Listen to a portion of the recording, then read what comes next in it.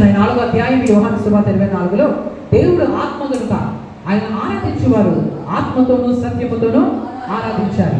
దేవుడు ఆత్మ ఉన్నాడు. ఆత్మ అంటే కనిపించాలని అర్థం. ఆత్మ ఇప్పుడు కనిపించదు, శరీరం కనిపిస్తుంది.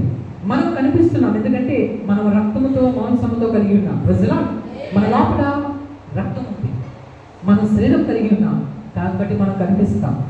కానీ ఆత్మ అయిన దేవుడు కనిపించే దేవుడు కాదు. కానీ ఆయన పనులు చేస్తాడు, కానీ ఆయన క్రియలు చేస్తాడు, కానీ ఆయన తన క్రియలను జరిగించుకుంటాడు, తన కార్యాలను ఆయన నెరవేర్చుకుంటాడు.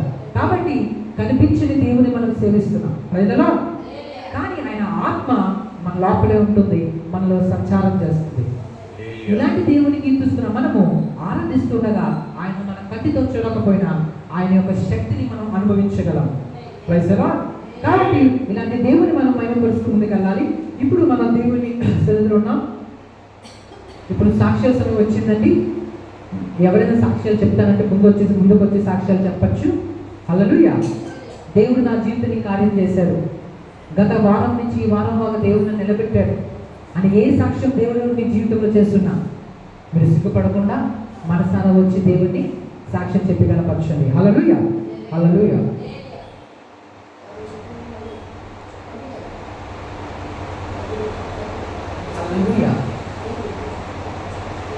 ఎవరు లేరా? హల్లెలూయా. సాక్ష్యం చెప్పాలంటే ముందుకు త్వరగా చెప్పండి, మనకి సమయం ఉంచిపోతుంది, మన ఆరాధనలోకి వెళ్ళాలి. హల్లెలూయా, హల్లెలూయా. అది మన ఆరాధనలోకి వెళ్దాం, మనకు సమయం ఉంచిపోతుంది కాబట్టి. హల్లెలూయా. సరే, దేవునికి మహిమ కలుగును కాక. అందులో విని దేవుని మహిమ పడతాం. హల్లెలూయా.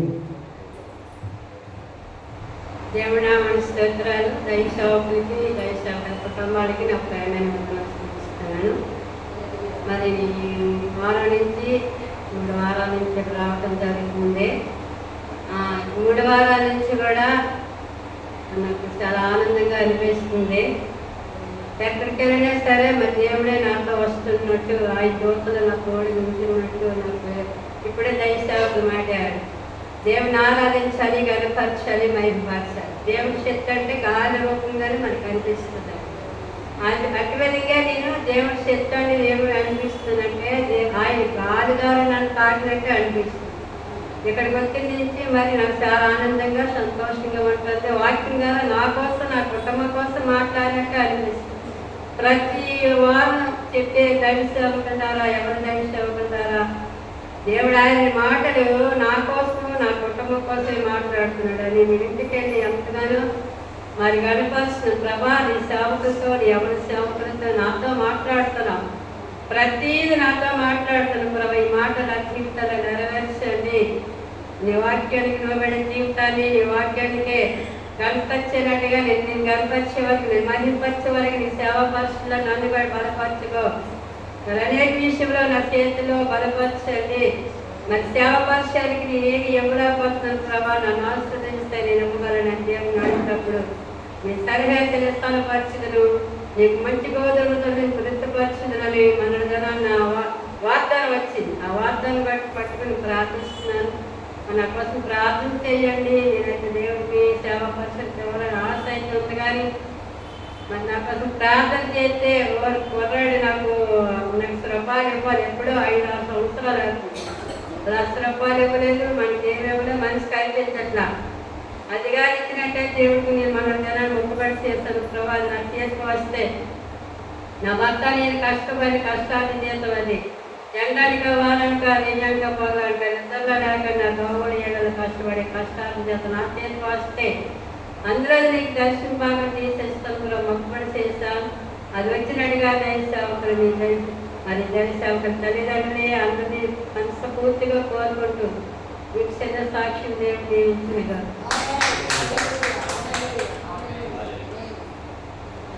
హల్లెలూయా, హల్లెలూయా. ఇప్పుడు సాక్ష్యాలు మనం విన్నామండి. ఎవరైనా చెప్తారా? ఎవరైనా చెప్తారంటే ముందుకు రావచ్చు, దేవుని నామాన్ని మనం పరచచ్చు. హల్లెలూయా.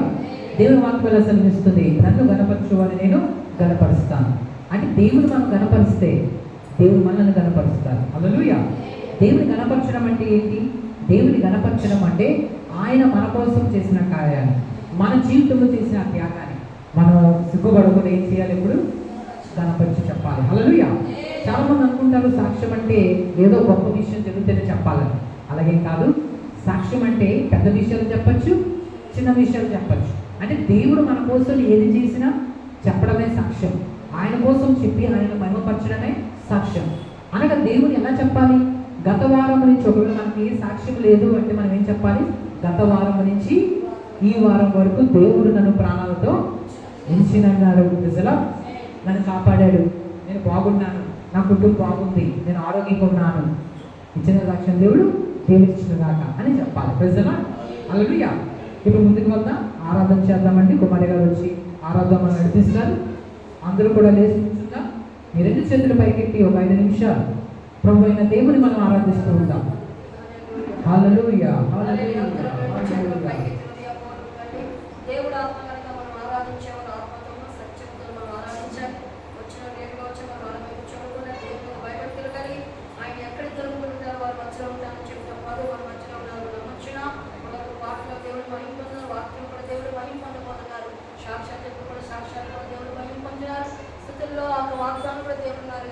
ఆరాధన మన మధ్యలో నమ్మొచ్చిన ప్రతి ఒక్క హృదయం అంతా దేవుడు వైపు చేతుల పైకెత్తి హృదయపూర్వకం దేవుడు ఇచ్చిన నోరు మన దేవుడు నోరిచ్చారు కనుక ఆయన మనం ఆరాధించినప్పుడు ఆత్మతోనూ సత్యంతో ఆరాధిద్దామండి. ప్రతి ఒక్కరు చేతులు పాట వచ్చిన రాకపోతే 2 చేతులు పైకెత్తి మనం ఆరాధిద్దాం. రాజాని పవనములో పగలు వేచియుందును, రాజాని పవనములో పగలు వేచియుందును. నా బలమా నా కోట ఆరాధన నీకే,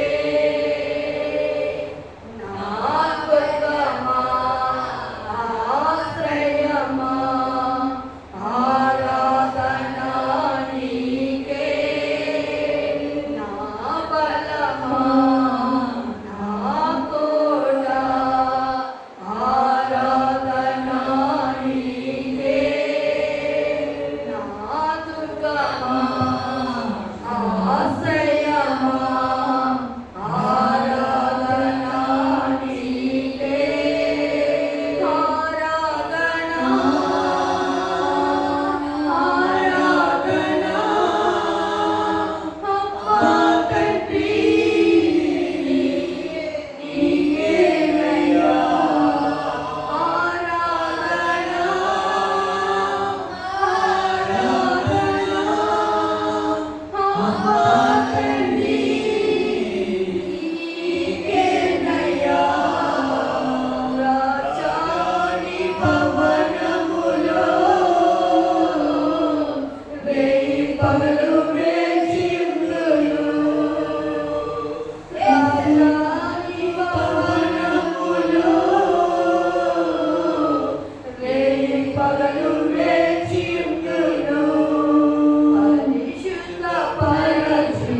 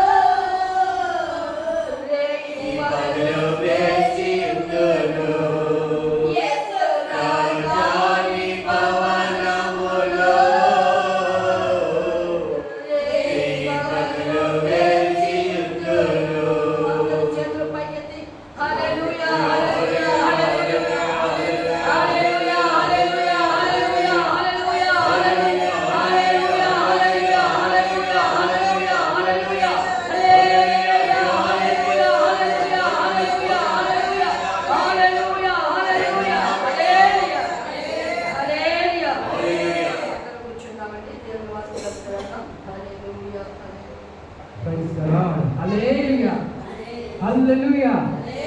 దేవుడు మిమ్మల్ని మీ కుటుంబాలను బహుగా దీవించును గాక. ఆమేన్. హల్లెలూయా. దేవుడి వాక్యంలోకి మనం వెళ్ళిపోతున్నామండి. ఒకసారి ఉత్తర ప్రత్యుత్తరంగా మనం ఒక అధ్యాయం చదువుకుందాం. అందరూ లేచి నుంచుందాం. అందరూ నాతో కలిసి ఈ మాటలు చదువుతాం. Praise the lord. కీర్తన గ్రంథము 80 అధ్యాయం ఒక 10 వచనాలు మనం చదువుకుందాం. అందరూ ఏక మనసుతో ఏక కంఠముతో ఒకే మనసు చదువుతున్నట్లు అందరూ గంభీరంగా స్వరమెత్తి చదువుదామండి. మొదటి వచనం నేను చదువుతాను, రెండో వచనాన్ని మీరు పలకండి. Praise the lord. హల్లెలూయా.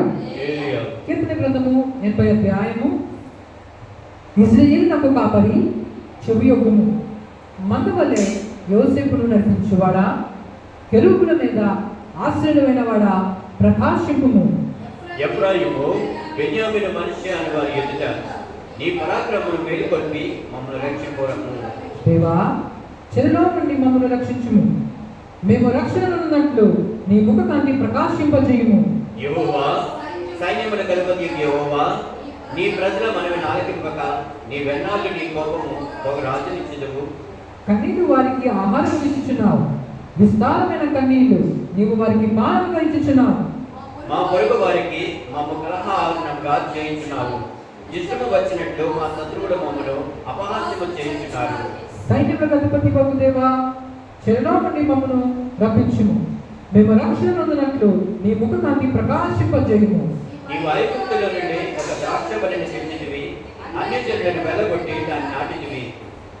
దానికి తగిన స్థలము సిద్ధపరిచితివి. దాని వేరు లోతుగా పారి అది దేశమంతా వ్యాపించెదను. దాని నీడ కొండలను కప్పెను, దాని తీగలు దేవదారు వృక్షములను ఆవరించెను. ఆమేన్. ఆమేన్. ఆమేన్. ఆమేన్. దేవుడు మమ్మల్ని దీవించును గాక. హల్లెలూయా. దేవుని వాక్యములో ప్రతి ఆశీర్వాదం మీరు స్వతంత్రించుకుందురు గాక. ఆమేన్. దేవుని వాక్యములో ప్రతి ఆనందం మీరు స్వతంత్రించుకుందురు గాక. ఆమేన్. జీవం కలిగిన దేవుని వాక్యములో ప్రతి బలము మీ సొంతమవును గాక. ఆమేన్. ఆమేన్. ఆమేన్. ఆమేన్. ఆమేన్. దేవుని నామానికి మహిమ కలుగును గాక. Amen. Amen. Amen. Please be seated. మీ స్థలాల్లో మీరు చూడొచ్చండి. Praise the Lord. ఇప్పుడు దేవుని వాక్యంలోకి మనం వెళ్దామండి. దేవుని వాక్యం వినడానికి సిద్ధంగా ఉన్న వాళ్ళు గట్టిగా చెప్పండి.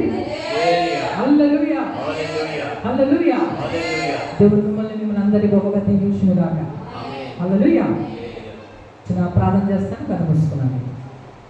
మహోన్నతుడు ఒక మా దేవ, ప్రేమిస్తున్న మా తండ్రి, మీ ప్రజలు మీ వాక్యం వినడానికి సిద్ధపడి ఉండగా ప్రభా, మీ ప్రజలందరితో మీరు మాట్లాడండి.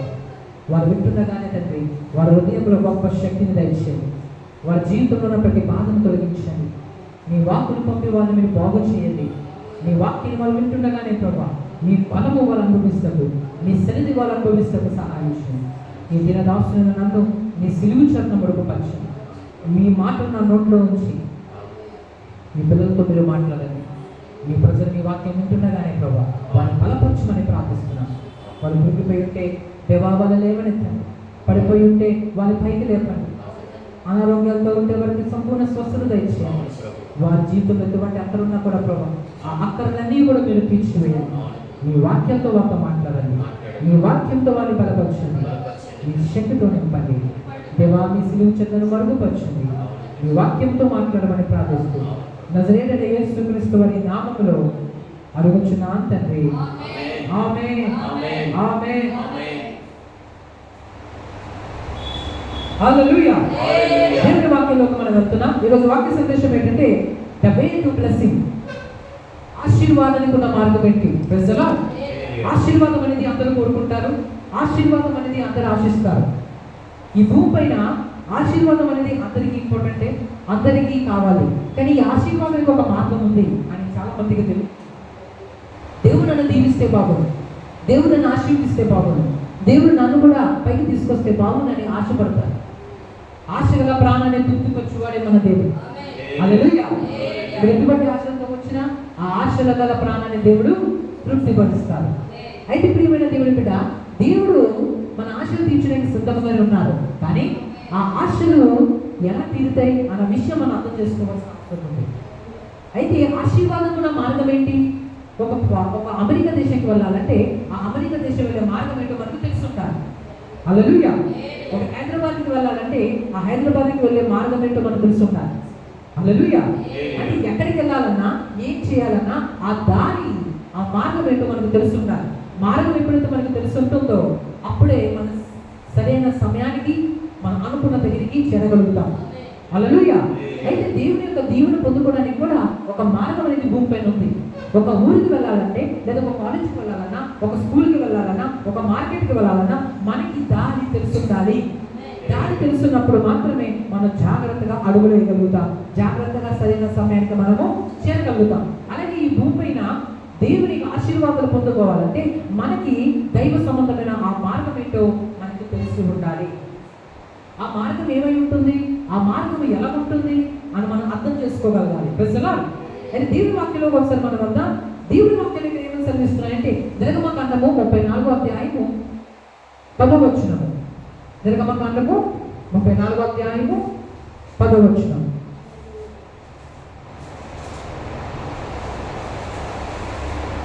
అందుకు ఆయన ఇదిగో నేను ఒక నిబంధన చేయించున్నాను. భూమి మీద ఎక్కడైనాను, ఏ జనములలోనైనాను చేయబడిన అద్భుతములు ఈ ప్రజలందరి ఎదుట చేసేదను. నీవు ఏ ప్రజల నడుముచున్నావో ఆ ప్రజలందరూ యెహోవా కార్యము చూచెదరు. హల్లెలూయా. హల్లెలూయా. హల్లెలూయా. హల్లెలూయా. దేవుని వాక్యాలు ఎక్కడైనా స్పష్టంగా తెలియజేస్తున్నాయి. అందుకు ఆయన ఇదిగో నేను ఒక నిబంధన చేయించున్నాను, భూమి మీద ఎక్కడనైనాను ఏ జనములోనైనాను చేయబడని అద్భుతములు నీ ప్రజల ఎదుట చేసేదను. సర్వశక్తుడైన దేవుడు చెప్తున్నాడు. Praise the lord. Hallelujah. Hallelujah. ఈ దేవుని వాక్యాలు ఎక్కడ ఏమి తెలియజేస్తున్నాయంటే భూమి మీద ఎక్కడ జరగలేని కార్యాలు, భూమి మీద ఎక్కడ కనిపించలేని కార్యాలు నేను మీకోసం చేస్తాను. అంటే ప్రపంచంలో భూమి యొక్క కుడి వైపు నుంచి ఎడమ వైపు వరకు, పరమటి నుంచి దక్షిణం వరకు, ఉత్తరం నుంచి తూర్పు వరకు ఎటువంటి మీరు చూసినా ప్రపంచంలో ఎన్నడూ ఎక్కడ జరగలేని కార్యాలు నేను మీకోసం చేస్తానని దేవుడు చెప్తున్నాడు. హల్లెలూయా. అని మన దేవుడు కార్యాలు చేసేవాడు. మన దేవుడు కార్యాలు క్రియల్లోకి తీసుకొచ్చేవాడు. అంటే కేవలం మాట ఇచ్చి చెప్పేవాడు కాదు, కానీ క్రియల్లోకి చేసేవాడు మన దేవుడు. హల్లెలూయా. మనుషులు సహాయం చేస్తానని చెప్పి చేయకపోవచ్చు, మన నమ్మిన వారు మనల్ని మోసం చేయొచ్చు, కానీ దేవుడు చెప్పిన దేవుడు కార్యాన్ని జరిగించగల శక్తివంతుడు. ఆయన చెప్పిన మాటలు ఏం చేస్తాడండి? జరిగిస్తాడు, క్రియల్లో చేస్తాడు. ఆయనకున్న శక్తి అలాంటిది, ఆయనకున్న ప్రభావం అలాంటిది. మనిషి ఇది నేను చేస్తాను అని చెప్పచ్చు, కానీ చేస్తాడో లేదా గ్యారెంటీ లేదు. కానీ దేవుడు చెప్తే అది చేస్తాడు. ఎందుకంటే ఆయన భూమిని, ఆకాశమును, వాటిని సర్వమును సృజించిన వాడు. ఆయన ఎందుకు వచ్చిన వారిని ఎంత మాత్రమైనా త్రోసివేయదు. నా ఎందుకు వచ్చిన వారిని నేను ఎంత మాత్రమును త్రోసివేయనని వాగ్దానం చేసిన వాడు. ఇక 10వ వచనంలో దేవుడు ఏమంటున్నారు? 34వ అధ్యాయంలో మీరు చూస్తే అందుకు ఆయన ఎదుగో నేను ఒక నిబంధన చేయించున్నాను, భూమి మీద ఎక్కడనైనాను ఏ జనములలోనైనాను చెయ్యబడని అద్భుతములు నీ ప్రజలందరూ ఎదుట చేసేదను. నీవు ఏ ప్రజలను అనుకున్నావో ఆ ప్రజలందరూ యెహోవా కార్యమును చూచెదరు. నేను నీ ఎట్ట చేయబోనది భయంకరమైనది. చాలండి. Praise the lord. నేను నీ ఎట్ట చేయబోచున్నది భయంకరమైనది. హల్లెలూయా. దేవుడు ఏదో జీవన వాక్యం సెలవిస్తున్నారో తెలుసా? ప్రియమైన దేవుని బిడ్డ, ప్రపంచంలో ఏ జనము మధ్యన జరగలేనిది, ఎవరు చేయలేనిది, ఎక్కడ ఎన్నడూ ఎవరు మాట్లాడుకొని లేని కార్యము నేను నీ పక్షాన చేయబోతున్నాను, నీ పక్షాన జరిగించబోతున్నాను. మన దేవుడు సెలవిస్తున్నాను. మన దేవుడు భయంకరమైన కార్యాలు చేయవాడు. అంటే ఆ కార్యం చూసినప్పుడు నిన్ను చూసిన వారికి భయం కలుగుతాడు, నిన్ను చూసిన వారికి ఆశ్చర్యం కలుగుతుంది, నిన్ను చూసిన వారికి భయం వేస్తుంది. ఎందుకో తెలుసా? ఆయన నీ పక్షాన గొప్ప కార్యం చేయగల శక్తిమంతుడు. హల్లెలూయా. ఫరో అనుకుంటున్నాడు మోషే, అప్పుడున్న మోషే అని అనుకుంటున్నాడు ప్రజలా. కానీ ఆ మోషే వచ్చినప్పుడు భయంకరమైన కార్యాలు దేవుడు అతని పక్షాన జరిగించాడు. మోషే ఉన్నట్లు వెళ్ళలేదు, కానీ మోషే తన దేవుడిని పట్టుకుని వెళ్ళాడు. ఎప్పుడైతే మోషే తన దేవుడిని యెహోవాను పట్టుకుని వెళ్ళాడో, ఆ ఫరో ముందు, ఆ రాజుగారి ముందు నిల్చున్నప్పుడు ఆ రాజు అంటాడు, ఏం కావాలి కానీ? అప్పుడు ఫరో మోషే అంటారు, నా దేవుడు సెలవిస్తున్నాను, సైన్యులకు అధిపతి యెహోవా ఇలాగ సెలవిస్తున్నాడు, ఏమని? నా ప్రజలను విడిపించుము, నా ప్రజలను విడుదల చేయుము, వారు నన్ను ఆరాధించినట్లు వారిని నువ్వు విడుదల చేయి అని యెహోవా ఆజ్ఞాపించుచున్నాడంటే ఫరోకు అర్థం కాదు. ఫరో అనుకుంటాడు కేవలం కొట్టి మాటలేదేమో, కేవలం ఊరికే చెప్తున్నాడేమో ఈ మోషే గారు అని అనుకుంటాడు. కానీ దేవుడు తన శక్తిని మోషే గారితో చూపిస్తారు. ఏం జరుగుతుందో మీకు తెలుసు. ఆ రోజుల్లో ఏం జరుగుతుందో తెలుసా? 10 తెగుళ్ళు ఐగుప్తు దేశంలో కనిపిస్తాయి. ప్రజలా ఆ తెగుళ్ళు చూసి భయపడిపోయిన ఈ ఫరో అంటాడు, నిజంగా దేవుడితో ఉన్నాడు, వెళ్ళిపోండి అని ఇజ్రాయెల్ ప్రజల్ని పంపించడం జరుగుతుంది. హల్లెలూయా. ఎందుకు ఫరో ఇజ్రాయెల్ ప్రజల్ని విడుదల చేశాడు? ఫరో అంటే బానిసత్వంతో సమానం. ఈ లోకంలో అపవాదైన సాతాను ప్రతి వ్యక్తి కూడా ఒక బానిసత్వంలో పెట్టారు. కొందరికి మందు బానిసత్వం, మరొకరికి అబద్ధాలే బానిసత్వం, మరొకరికి చెడు చూపులు చూసే బానిసత్వం. ఇలాగ ప్రపంచంలో ఒకరికి ధనాపేక్ష, మరొకరికి అసూయ, మరొకరికి క్రోధం, మరొకరికి చెడు వ్యసనాలు, త్రాగుడు, ఇలాగ అనేకమైన వ్యసనాలతో అపవాదన సాతాను బంధించి ఉంచుతారు. ఈ బంధించిన సాతాను ఊరిలో నుంచి ఎవరైతే బంధించబడ్డారో వారు బయటికి రావడం అసాధ్యం. ఎందుకంటే అపవాది ప్రతి వ్యక్తిని కూడా తన బంధకాల్లో బంధించి ఉంచాడు. బంధకాల నుంచి బయటికి రావాలంటే దేవుడు విడిపిస్తున్న తప్ప జరిగేది కాదు. అయితే దేవుడు విడిపించడానికి సిద్ధమై ఉన్నారు. నీ పక్షాన ప్రియమైన దేవుడు బిడ్డ, ఈరోజు వాక్యం వింటున్నా ప్రియమైన దేవుడు బిడ్డ, నీ పక్షాన మన దేవుడు, మనందరి దేవుడు కార్యాలు చేయడానికి సిద్ధంగా ఉన్నారు. హల్లెలూయా. అయితే నీవు సిద్ధంగా ఉన్నావా? ఆయన కార్యాలు పుచ్చుకోవడానికి నువ్వు సిద్ధంగా ఉన్నావా? ఆయన కార్యాలు నీవు తీసుకోవడానికి నువ్వు సిద్ధంగా ఉన్నావా? అయితే ఆ ఆశీర్వాదాలు పొందుకోవడానికి మనం ఏం చేయాలి? దేవుడు అంటున్నారు, నేను భూమిపైన ఏ జనముల మధ్యన జరగలేని ఒక గొప్ప కార్యాలను నీ జీవితంలో చేయడానికి నేను సిద్ధంగా ఉన్నాను. నమ్ముట నీ వలన అయితే నమ్మువానికి సమస్తము సాధ్యమే. మనం నమ్మాలని దేవుడు కోరుతున్నారు. అంటే దేవుడు చేసే ముందు మనలో విశ్వాసాన్ని పరీక్షిస్తారు. దేవుడు చేయడానికి సిద్ధంగా ఉంటారు, కానీ ఆయన చేసే ముందు ఆయనకి ఏం కనిపించాలి? విశ్వాసం కనిపించాలి. అంటే దేవుడు చేస్తారు అని నమ్మడమే విశ్వాసం. ఒక పాల ప్యాకెట్ కొనడానికి వెళ్తే మనం ఏం చేయాలి? ప్రజల పాల ప్యాకెట్ కొనడానికి వెళ్ళినప్పుడు నమ్ముతాడు అతను ఎవరిని? వాళ్ళు నమ్మే ఒక పాల ప్యాకెట్ ఇస్తారు. హల్లెలూయా. ఒక బంధువుడు ఉన్నాడంటే ఒక అప్పు ఇచ్చే ముందు కావచ్చు, లేదా ఒక సహాయం చేసే ముందు కావచ్చు, మనం ఏం చేస్తాడు? నమ్ముతారు. ఒక ఆటో వ్యక్తి అయి ఉండొచ్చు. మన ఆటో ఎక్కినట్టు డబ్బులు ఇస్తామా? ఆటో దిగిన తర్వాత డబ్బులు ఇస్తామా? దిగిన తర్వాత ఇస్తాం. అంటే ఏంటి? మనం అనుకున్న గమ్యానికి అతను చేర్చిన తర్వాత. కానీ ముందు అతను ఏం చేస్తున్నాడో తెలుసా? మళ్ళీ నమ్మే లోపలికి ఎక్కించుకుంటున్నాడు. దేంట్లోకి? ఆటోలో. అంటే మనం ఏం చేయాలి? అంటే ఒక వ్యక్తి మనం డబ్బులు ఇవ్వకపోయినా ముందు మనం నమ్ముతున్నాడు. ఏమని? నేను దింపితే దింపిన తర్వాత నాకు ఏమి ఇస్తాడు? డబ్బులు ఇస్తారని నమ్ముతున్నాడు. ఒక ఆటో వ్యక్తే అంత నమ్మకం మన మీద పెట్టుకుంటే. హల్లెలూయా. మన హాస్పిటల్కి వెళ్ళినప్పుడు డాక్టర్ గారి మీద ఏం పెట్టుకుంటాం? నమ్మకం పెట్టుకుంటాం. ఎప్పుడు? రోగం పోయిన తర్వాత కాదు, రోగం ఉన్నప్పుడే పెట్టుకుంటాం. ఏమని? డాక్టర్ గారి దగ్గరికి వెళ్తే మందు ఇస్తారు, ఆ ముందు నాకేమవుతుంది? బాగుపడుతుంది, నాకు ఆ ముందు పని చేస్తుంది అని మనం నమ్ముతాం. హల్లెలూయా. అంటే డాక్టర్ దగ్గరికి వెళ్ళినప్పుడు కూడా నమ్మకం లేకపోతే మనం దగ్గరికి ఏం చేయలేమండి? వెళ్ళలేదు. అదే విధంగా మనకి ఆటో ఎక్కినప్పుడు ఆ ఆటో వ్యక్తి మనను నమ్మకపోతే ఏం జరగదు? అతను మనకి తీసుకుని వెళ్ళాడు. అలాగే నమ్మకం అనేది భూమిపై పైన చాలా అవసరమైనది. నమ్మకం లేకపోతే మనం ఈ భూమి మీద ఏమీ చేయలేము. అలాగే దేవుడు కూడా ఏ కార్యం చేసే ముందు కూడా ఆయనను నమ్మాలి అని కోరుతున్నారు. అందుకే వాక్యం సెలవిస్తుంది, దేవుడు లోకం ఎంతో ప్రేమించెను కాగా తన అద్వితీయ కుమారునిగా విశ్వసించువాని యందు విశ్వసించి ప్రతి వాడును కూడా నశింపక నిత్య జీవం పొందినట్లు ఆయనను అనుగ్రహించాను. అంటే పరలోకం వెళ్ళాలంటే కూడా ఏముండాలి? మనలో విశ్వాసం ఉండాలి. జవాబు కోరుతాం, కానీ జవాబు ముందు మనకి ఏముండాలి? ఆయన మన ప్రార్థనకు జవాబు ఇస్తారు అని మనం ముందు నమ్మితేనే ఆయన కార్యం చేస్తాం. చాలా మంది విశ్వాసంలో జరిగిన తప్పు ఏంటంటే విశ్వాసం అనేది వాళ్ళలో ఉంది. విశ్వాసం లేకపోవడం వల్ల దేవుని కార్యాన్ని మనము చూడలేకపోతూ ఉంటాం.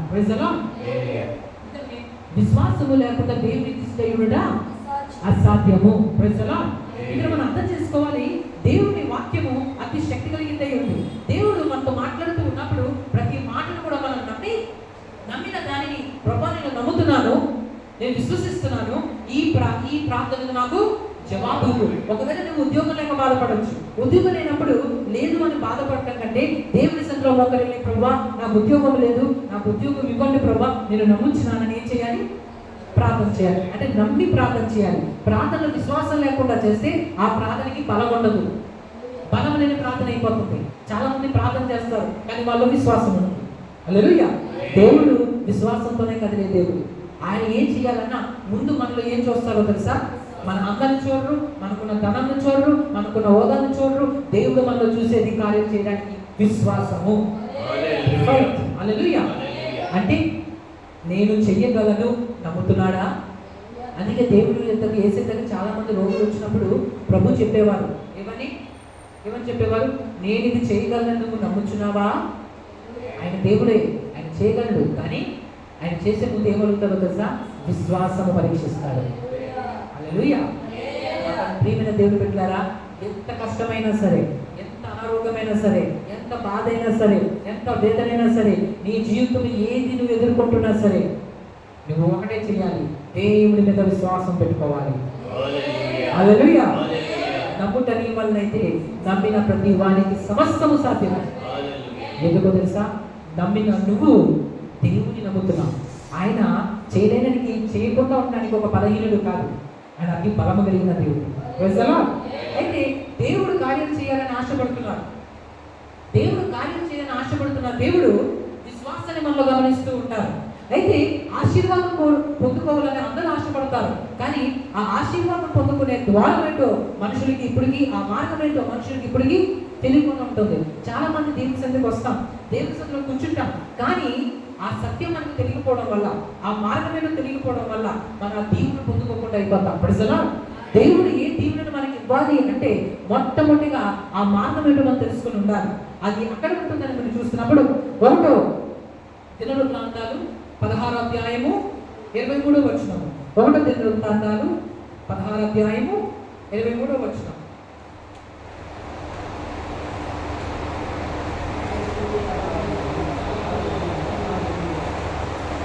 పదహారు అధ్యాయం 23వ వచనంలో ఉంటుంది కదా.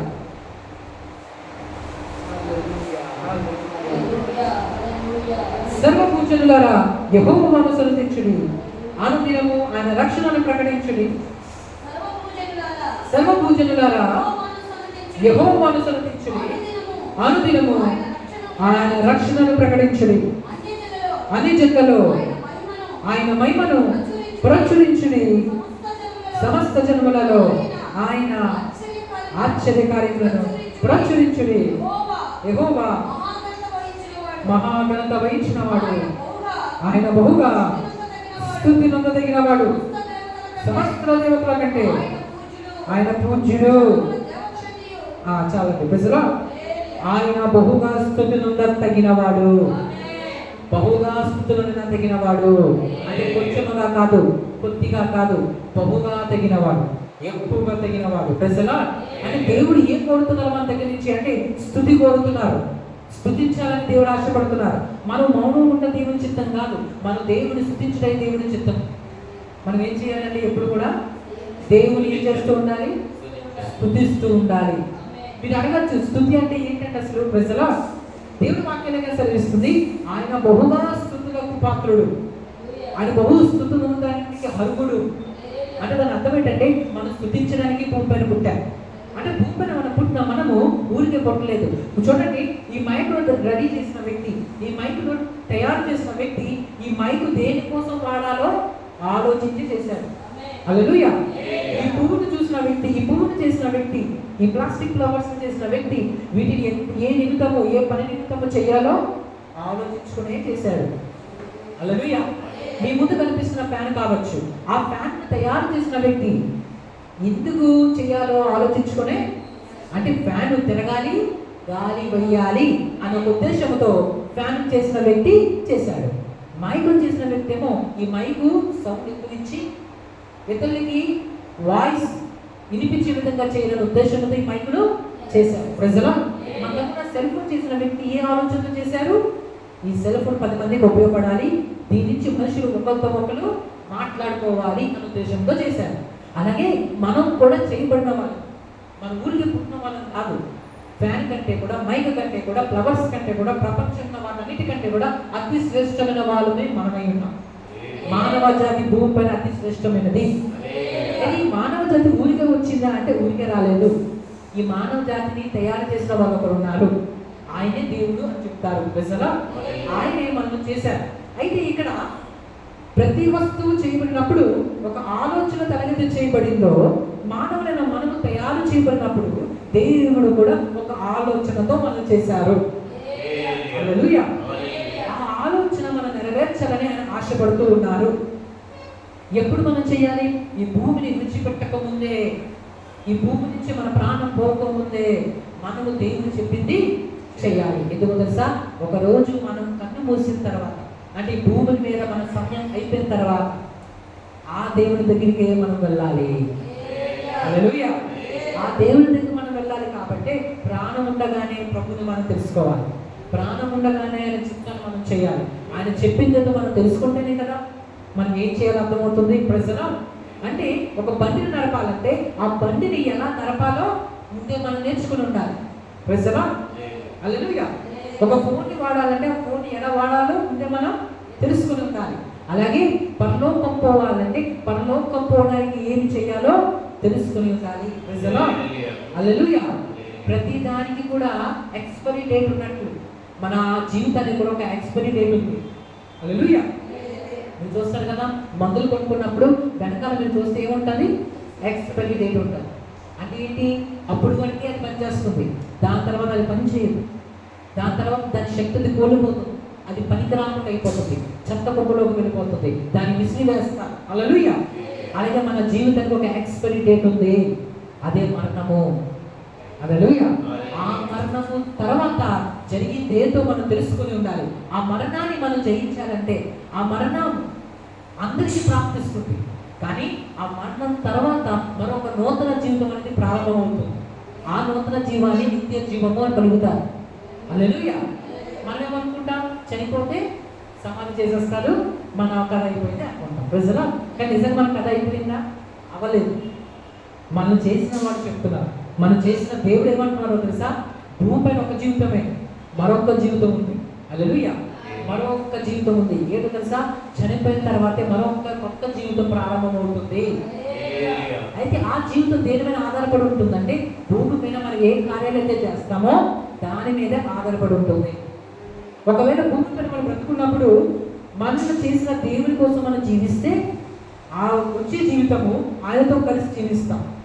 ఒకవేళ భూమి పైన ఇప్పుడు మనం చేసిన దేవునితో మనం జీవించకపోతే, అనగా ఆయనకి దూరంగా మనం జీవిస్తే, ఆయనకు విరోధంగా మనం జీవిస్తే, ఆయన చెప్పింది చేయకుండా మనం జీవిస్తే, ఒకవేళ కన్ను మూస్తే సడన్గా, హల్లెలూయా, అప్పుడు దానికి మరొక జీవితం ఉంటుంది. దానినే పాతాళ లోకంలోకి వెళ్ళే జీవితం అన్నాను. హల్లెలూయా. దేవుడు what is hell? Absence of God. నరకం అంటే ఏంటి? The absence of God. Why there is sorrow in hell. నరకంలో ఎందుకు యాతన ఉంటుంది? ఎందుకు యాతన నరకంలో ఉంటుంది? ఎందుకంటే అక్కడ దేవుడు లేడు కాబట్టి. దేవుడు కలిగి ఉండమే ఆనందం, దేవుడిని కలిగి ఉండమే సంతోషం. దేవుడు లేకుండా ఉంటే అక్కడ ఆనందం ఉండదు. పరలోకం ఎందుకు ఆనందంగా ఉంటుంది? Because the presence of God. పరలోకం ఎందుకు సంతోషంగా ఉంటుంది? పరలోకంలో దేవుడు ఉంటారు కాబట్టి. నరకం ఎందుకు యాతనగా ఉంటుంది? ఎందుకంటే నరకంలో దేవుడు ఉండరు కాబట్టి. హల్లెలూయా. అయితే ఈ భూమి పైన మనం దేవుడితో జీవిస్తేనే ఆయన ఉన్న స్థలంలోకి మనం వెళ్తాం. ఒకవేళ మన దేవుడిని జీవించకుండా మరణిస్తే మన ఆత్మ నిత్య పాతాళ లోకాలకు వెళ్ళిపోతుంది. హల్లెలూయా. ఈ భూమి పైన అందరూ ఒకలానే జీవిస్తారు. అందుకే ఒక ఉపమానం ఉంటుంది. ఏదో తెలుసా? ఒకరోజు ఒక పొలం ఉంటుంది. ఆ పొలంలో ఒక యజమానుడు విత్తనాలు వేశాడంట. ఏం వేశాడండి? విత్తనాలు వేశాడు. ఆ విత్తనాలు వేస్తున్నప్పుడు గోధుమ గింజలను వేశాడు. దేంట్లో వేశాడు? గోధుమ గింజలను దేంట్లో వేశాడు? ఆ గోధుమ గింజలను ఆ పొలంలో చల్లాడు. దేనికి చల్లాడు? గోధుమ గింజలు చల్లాడు. అయితే అతను పడుకున్నాడు. పడుకున్నప్పుడు అతను శత్రువు వచ్చి గురువులను వాటిలో విత్తి వెళ్ళిపోయాడు. హల్లెలూయా. హల్లెలూయా. అప్పుడు రెండు కలిసి పెరుగుతున్నాయి. అది యజమానుడికి తెలియదు. అయితే యజమానుడు వదిలేసి చూస్తే అక్కడ పని వాళ్ళు చెప్తున్నారు, అయ్యగారు మన యొక్క పొలంలో మన గోధుమలే కదా వేశాం, కానీ ఎవరో గురుగులను కూడా వేసి వెళ్ళిపోయారు. గురుగులు అంటే ఏంటంటే పనికరానికి ఇచ్చారు. ప్రజలో ఉపయోగపడలేదు. చెడ్డలు విత్తేసి వెళ్ళిపోయారు మన పొలంలో. మనం మంచిగా వింటాం, కానీ చెడు కూడా ఎవరు వింటారంటే అని చెప్తే అప్పుడు ఆ యజమాని అన్నాడంట, ఎవరు? ఆ పొలం యొక్క పెద్ద. ఇది శత్రువు చేసిన పనే. ప్రజలో శత్రువు ఏం చేశాడు? మనం మంచిగా వింటే చెడు కూడా విత్తి సరిపోయాడు అని అంటే అప్పుడు ఆ మనోళ్ళు అన్నట్టు, అయ్యా అయితే ఒక పని చేయమంటావా? ఈ గురుగులను మేము ఏం చేస్తాం? పెరిగి వేసి పక్కన చెత్తలో పారేస్తామని చెప్తే యజమాని అన్నారంట, ఇప్పుడు మీరు ఆ పని చేయొద్దు. ఎందుకని? మీరు గొరుగులను పెరుగుతున్నప్పుడు తెలియక గోధుమలను కూడా మీరు ఏం చేస్తారు? పెరిగి వేస్తారేమో. కాబట్టి రెండింటిని కలిసి ఎదగనియండి. ఒక సమయం వస్తుంది, అదే కోతకాలం. అప్పుడు ఏం చేస్తాం తెలుసా? అప్పుడు గొరుగులను గోధుమలను మీరు కొయ్యండి, గోధుమలను నా ఇంట్లో పెట్టండి, ఈ గురుగులను తీసుకెళ్ళి మీరు అగ్నితో కాల్చివేసేయండి అని ఆ యజమానుడు చెప్పాడు. అంటే అప్పుడు ఆ గురుగులు అనుకున్నాయి. ఏమనుకున్నాయి తెలుసా? యజమానుడు మమ్మల్ని చూసి కూడా ఏం చేయట్లేదు, తిరిగి వేయట్లేదు. అంటే మేము చెప్తుంది చెబుతుంది, మేము చేస్తుంది అవుతుంది, మేము కూడా గోధుమతో కలిసి పెరుగుతున్నాం, మాకు కూడా కొనసాగుతుంది, మాకు కూడా గట్టి అయిపోతుంది అనుకున్నాయంట. ఎవరు? గురుగులు. కానీ సత్యం ఏంటో తెలుసా? ఆయన తెలియక ఏం జరగలేదు. అవి అనుకున్నాయి. యజమానుడికి తెలియదేమో. ఏమని? మేము కూడా ఈ పొలంలో ఉన్నామని యజమానుడు తెలియదేమో, ఆయనకు కళ్ళు కనిపించట్లేదేమో, ఆయన చూడట్లేదేమో అని గురుగులు అనుకున్నాయంట.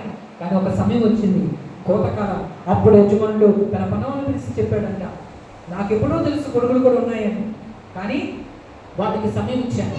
ఇప్పుడు మీరు వెళ్ళి ఏం చేస్తారంటే ఆ గోధుమలను గురుగులను వేరు చేయండి.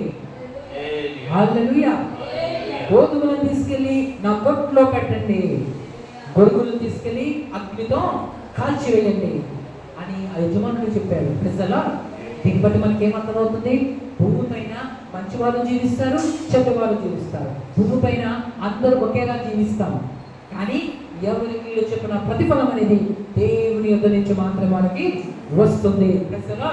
ఆయన మనం లెక్క చెప్పాల్సిన అవసరం ఉంది. అయితే ఈ భూమి పైన మనం గమనించుకుంటున్నప్పుడు ఇక్కడ అర్థం చేసుకోవాలి, దేవుడు మనం ఆశీర్వదించాలంటే దానికి ఒక దారి ఉంది, దానికి ఒక మార్గం ఉంది.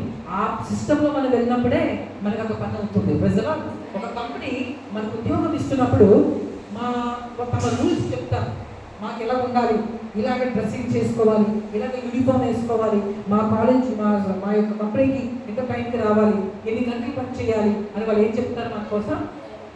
ఆ టైమ్స్ చెప్తూ ఉంటారు, కొన్ని సలహాలు చెప్తూ ఉంటారు. అలాగే మన జీవితంలో కూడా దేవుని పరలోకానికి వెళ్ళాలంటే కొన్ని రూల్స్ ఉన్నాయి, కొన్ని చట్టాలు ఉన్నాయి. ప్రజలు అవి మనం పాటించినప్పుడే ఆయన శక్తి మనం ఏం చేయగలమండి? వెళ్ళగలం. అయితే దేవుని ఆశీర్వాదం మనం పొందుకోవాలంటే స్తుతి అనేది చాలా ప్రాముఖ్యమైనది. అయితే స్తుతి అంటే ఏంటి అసలు? ప్రజల స్తుతి అంటే ఏంటంటే దేవుని గణపరచడం. గణపరచడం అంటే ఆయన కోసం గొప్పగా మాట్లాడటం, ఘనంగా మాట్లాడటం, గొప్పగా మాట్లాడటం. దాని తర్వాత దేవునికి ఆయన మీద ఉన్న ప్రేమను మనం చూపించడం. దేవుడు స్తుతించడం అంటే ఏంటి? ఆయన మీద ఉన్న ప్రేమ అంటే మనం ఎంత ఆయనను ప్రేమిస్తున్నామో మన నోటితో చూపించడమే స్తుతి అయి ఉన్నది. దాని తర్వాత కృతజ్ఞత చూపించడం. స్తుతి అంటే ఏంటి? కృతజ్ఞత చూపించడం. కృతజ్ఞత అంటే ఏంటి? దేవుడు మనకు ఆ ప్రాణం పోశాడు. ఆ ప్రాణం పోసినందుకు మన దేవుడికి ఏం చెప్పాలి? స్తోత్రాలను చెప్పాలి. ప్రజలు ఎందుకు మన స్తోత్రాలను చెప్పాలి? దేవుడికి ఎందుకు మన స్తోత్రాలు చెప్పాలి? ప్రజలు ఎందుకంటే ఆయన మనకి ప్రాణం పోశాడు. దేవుడు మనం ఎందుకు స్తుతించాలి? ఆయన మనం నిలబెట్టాడు.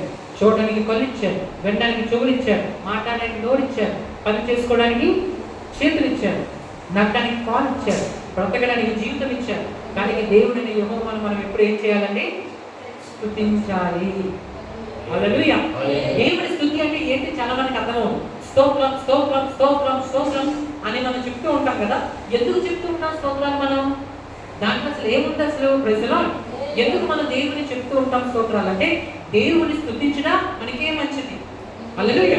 కొన్ని మంచి కార్యాలు ఉన్నాయి, కొన్ని చెడ్డ కార్యాలు ఉన్నాయి. చెడ్డ కార్యాలు చేసినప్పుడు మనం చెడిపోతాం, మంచి కార్యాలు చేసినప్పుడు మనం బాగుపడతాం. స్తుతి అనేది ఒక మంచి కార్యం, ఒక సత్కార్యం, దేవుడు కోరే కార్యం. ప్రజలు స్తుతించడం వల్ల దేవుడు మనం సంతోషపరచడం అవుతాం. స్తుతించడం వల్ల దేవుడు మనం గొప్ప చేసిన అవుతాం. దేవుడిని స్తుతించడం వల్ల దేవుడిని మనం ఏం చేయగలిగిన అవుతాం? ఆయన ఆరాధించడం అవుతాం. అంటే స్తుతి ఎందుకు చేయాలంటే దేవుడికి మనం రుణపడి ఉన్నాం. ప్రజలు హల్లెలూయా. మనము ఈ భూమిపైకి వచ్చామంటేనే ఆయన వల్ల వచ్చాం. మనం ఈ భూమిపైకి ఎలా వచ్చాం? మనంటూ మనం కొట్టలేదు, మనం ఆయన యుద్ధ నుంచి వచ్చాం. ఒక రోజు ఆయన దగ్గరికే మనం వెళ్ళిపోవాలి. కాబట్టి ఆయనకు మన లెక్క కూడా చెప్పాల్సి ఉంది ఒక రోజు. కాబట్టి ఆయన వాళ్ళ లెక్క చెప్పాలి. కాబట్టి మనం దేవుని ఏం చేయవలసి ఉంది? స్తుతించాల్సి ఉంది. ప్రజలు ఎందుకంటే దేవుడు మన లెక్క అడుగుతారు. ఆ లెక్క అడిగినప్పుడు మన దగ్గర జవాబు లేకపోతే మనం చెప్పలేము. హల్లెలూయా. స్తుతిస్తూ ఉన్నప్పుడు ఏం జరుగుతుంది అంటే దేవుని మనం సంతోషపరచడం అవుతాం, ఘనపరచడం అవుతాం, మహిమపరచడం అవుతాం. ప్రజలు ఆయన మన ప్రాణంతో ఉంచాడు. కాబట్టి మన దేవునికి ఏం చెప్పాలండి? స్తోత్రాలు చెప్పాలి. ఎప్పుడు చెప్పాలి? వాళ్ళు కొంటున్నప్పుడు, దేవా ఈ ఆహారం వచ్చినందుకు నీకు స్తోత్రం అని చెప్పాలి. బయటికి వెళ్తున్నప్పుడు నువ్వు బండి మీద కూర్చుంటే, దేవా ఈ బండి ఇచ్చినందుకు నీకు స్తోత్రం అని చెప్పాలి. ఆటో ఎక్కితే దేవా ఎక్కి కృపణించినందుకు నీకు స్తోత్రం. ఉదయం లేచిన వెంటనే ప్రభువును సజీవుడిగా లేపినందుకు నీకు స్తోత్రం. స్తుతించడానికి సమయం ఉంటుందా అంటే స్తుతించడానికి ఎప్పుడు కూడా ఏమీ సమయం ఉండదు. ప్రజలు ఎల్లప్పుడూ మన దేవుని స్తుతిస్తూనే ఉండాలి. దేవుని స్తుతించడం మంచిది. దేవుని స్తుతిస్తే ఏమవుతుందో తెలుసా? మన హృదయం మీద ఉన్న ప్రతి భారం తొలగిపోతుంది. మన జీవితంలో కొన్ని విషయాలు మనకు అడ్డుగా ఉండి ముందుకు పోనివ్వకుండా మన ఆటంకపరుస్తూ ఉంటాయి. స్తుతిస్తూ ఉన్నప్పుడు ఆ ఆటంకలో దేవుడు తొలగిస్తారు. ఎందుకంటే స్తుతి అనేది ఆత్మీయ జీవితంలో ఒక ఆయుధం లాంటి. ఆయుధం ఉన్నప్పుడు సైనికుడు తన ముందున్న శత్రువుని ఏం చేయగలుగుతాడు? జయించగలుగుతాడు. ఆయుధం ఉన్నప్పుడు ప్రజలు. కానీ ఆయుధం లేకపోతే అతను జయించడానికి కష్టం అయిపోతుంది. మన జీవితంలో కూడా ఆత్మీయ జీవితంలో కొన్ని శోధనలు, అపవాది ద్వారా వచ్చే కొన్ని బాధలు మనం ఎదుర్కొంటున్నప్పుడు స్తుతి ద్వారా మన సాతాను యొక్క శక్తిని ఏం చేయగలమండి? జయించగలం. అందుకే మన నోటి నుండి ఎప్పుడు ఏముండాలి? స్తుతియాగం ఉండాలి. అందుకే మహోన్నతుడా తీసుకోవాలి. స్తుతి అంటే దేవుని గొప్ప చేసి మాట్లాడాలి. హల్లెలూయా. దేవుని కనపరుస్తూ మాట్లాడాలి. దేని కనపరుస్తూ మాట్లాడాలి? ఆయన మన జీవితంలో చేసిన కార్యాలు బట్టి ఆయన ఏమై ఉన్నాడో అది ఎరిగి మనం ఏం చేస్తూ వెళ్ళాలి? దేవుని స్తుతిస్తూ ఉండాలి. దానినే దేవానికి స్తోత్రం, మహోన్నతుడానికి స్తోత్రం, పరిశుద్ధుడానికి స్తోత్రం పలుకుతుంటాం కదా. ఎల్లప్పుడూ కూడా మనం దేవుని స్తుతిస్తూనే ఉండాలి. అయితే ఎప్పుడెప్పుడు ఏ సమయంలో మనం దేవుని స్తుతించాలంటే, ఒకటి దేవుని వాక్యాలే కొత్త తెస్సలోనికి రాసిన పత్రిక 5వ అధ్యాయము 16వ వచనం. 1వ తెస్సలోనికి రాసిన పత్రిక 5వ అధ్యాయము 16వ వచనం. స్తోత్రం స్తోత్రం స్తోత్రం స్తోత్రం.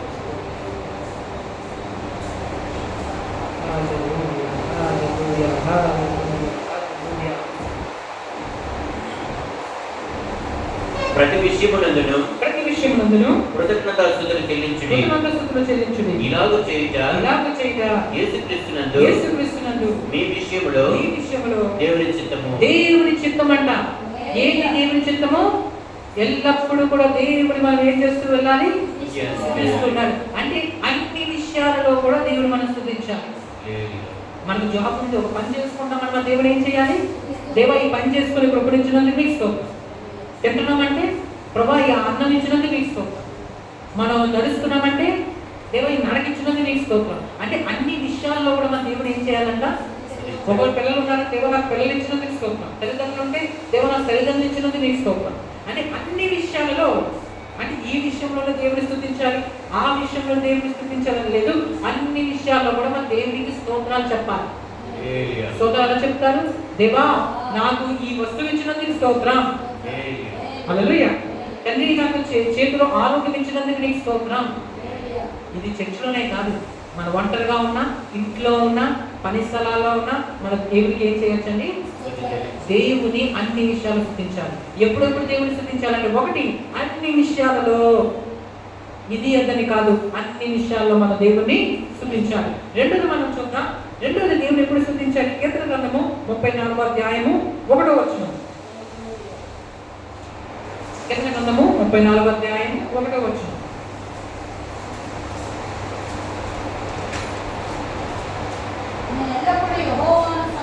నేను ఎల్లప్పుడూ యెహోవాను సన్నిధించెదను, నిత్యము ఆయన కీర్తి నా నోట నుండును. హల్లెలూయా. చాలండి. ఇక్కడ ఎల్లప్పుడూ యెహోవాను సన్నిధించెదను, నిత్యమైన కీర్తి నా నోట నుండును. ఎల్లప్పుడూ దేవుణ్ణి ఏం చేయాలి? సన్నిధించాలి, స్తుతించాలి. ఎల్లప్పుడూ అంటే దాని అర్థం ఏంటి? ప్రతి నిమిషం దేవుని స్తుతించాలి, ప్రతి రోజు దేవుని స్తుతించాలి, ప్రతి గంట దేవుని స్తుతించాలి. అంటే దేవుని స్తుతించడానికి ఒక ప్రాముఖ్యమైన గంట లేదు, ఒక ప్రాముఖ్యమైన రోజు లేదు, ఒక ప్రాముఖ్యమైన సంవత్సరం లేదు. ప్రతి సంవత్సరం మనం ఆయన స్తుతించాలి, ప్రతి రోజు మనం ఆయన స్తుతించాలి, ప్రతి వారం ఆయన స్తుతించాలి, ప్రతి నిమిషం ఆయన స్తుతించాలి. స్తుతి ఎల్లప్పుడూ చేస్తూ వెళ్ళాలి. హల్లెలూయా. ఎందుకంటే ఈ స్తుతి దేవుని యొక్క ఆశీర్వాదాలు పొందుకోవడానికి ఒక దారి అయి ఉన్నది. హల్లెలూయా. అనకాపల్లి వెళ్ళాలంటే ఒక దారి ఉంది, అమెరికా వెళ్ళాలంటే మరొక దారి ఉంది, ముంబై వెళ్ళాలంటే మరొక దారి ఉంటుంది, చెన్నై వెళ్ళాలంటే మరొక దారి ఉంటుంది. మనము ముంబైకి వెళ్ళాలంటే ముంబైకి వెళ్ళవలసిన దారిలో మనం వెళ్ళకుండా చెన్నైకి వెళ్ళిన దారిలో మనం వెళ్తే మనం ఎక్కడికి వెళ్తాం? చెన్నైకి వెళ్తాం, కానీ ముంబైకి వెళ్ళాం. ముంబైకి వెళ్ళాలంటే ముంబైకి వెళ్ళిన దారిలోనే వెళ్ళాలి. డాక్టర్ అవ్వాలంటే ఇంజనీర్ చదవాలా? బయట డాక్టర్ అవ్వాలంటే MBBS చదవాలి. హల్లెలూయా. ఇప్పుడు డాక్టర్ అవ్వాలి దారి ఏంటి? MBBS. కానీ డాక్టర్ అవ్వడానికి నువ్వు ఇంజనీర్ చదివితే డాక్టర్ అవ్వవు, ఇంజనీర్ అవ్వవు. నీకు కోరుకున్నా సరిపోదు, ఆశ ఉన్నా సరిపోదు. నువ్వు కార్యం చేయాలి, నీ వంతుగా నువ్వు ప్రయాసపడాలి. హల్లెలూయా. ఏ కష్టం చేసినాను లాభం కలుగుతుంది. ఏ కష్టం చేసినా ఏం జరుగుతుందండి? నేను కష్టపడేది వృధా అయిపోయింది అనుకోకండి. మీరు కష్టపడితే ఆ కష్టానికి ఖచ్చితంగా ఏముంటుంది?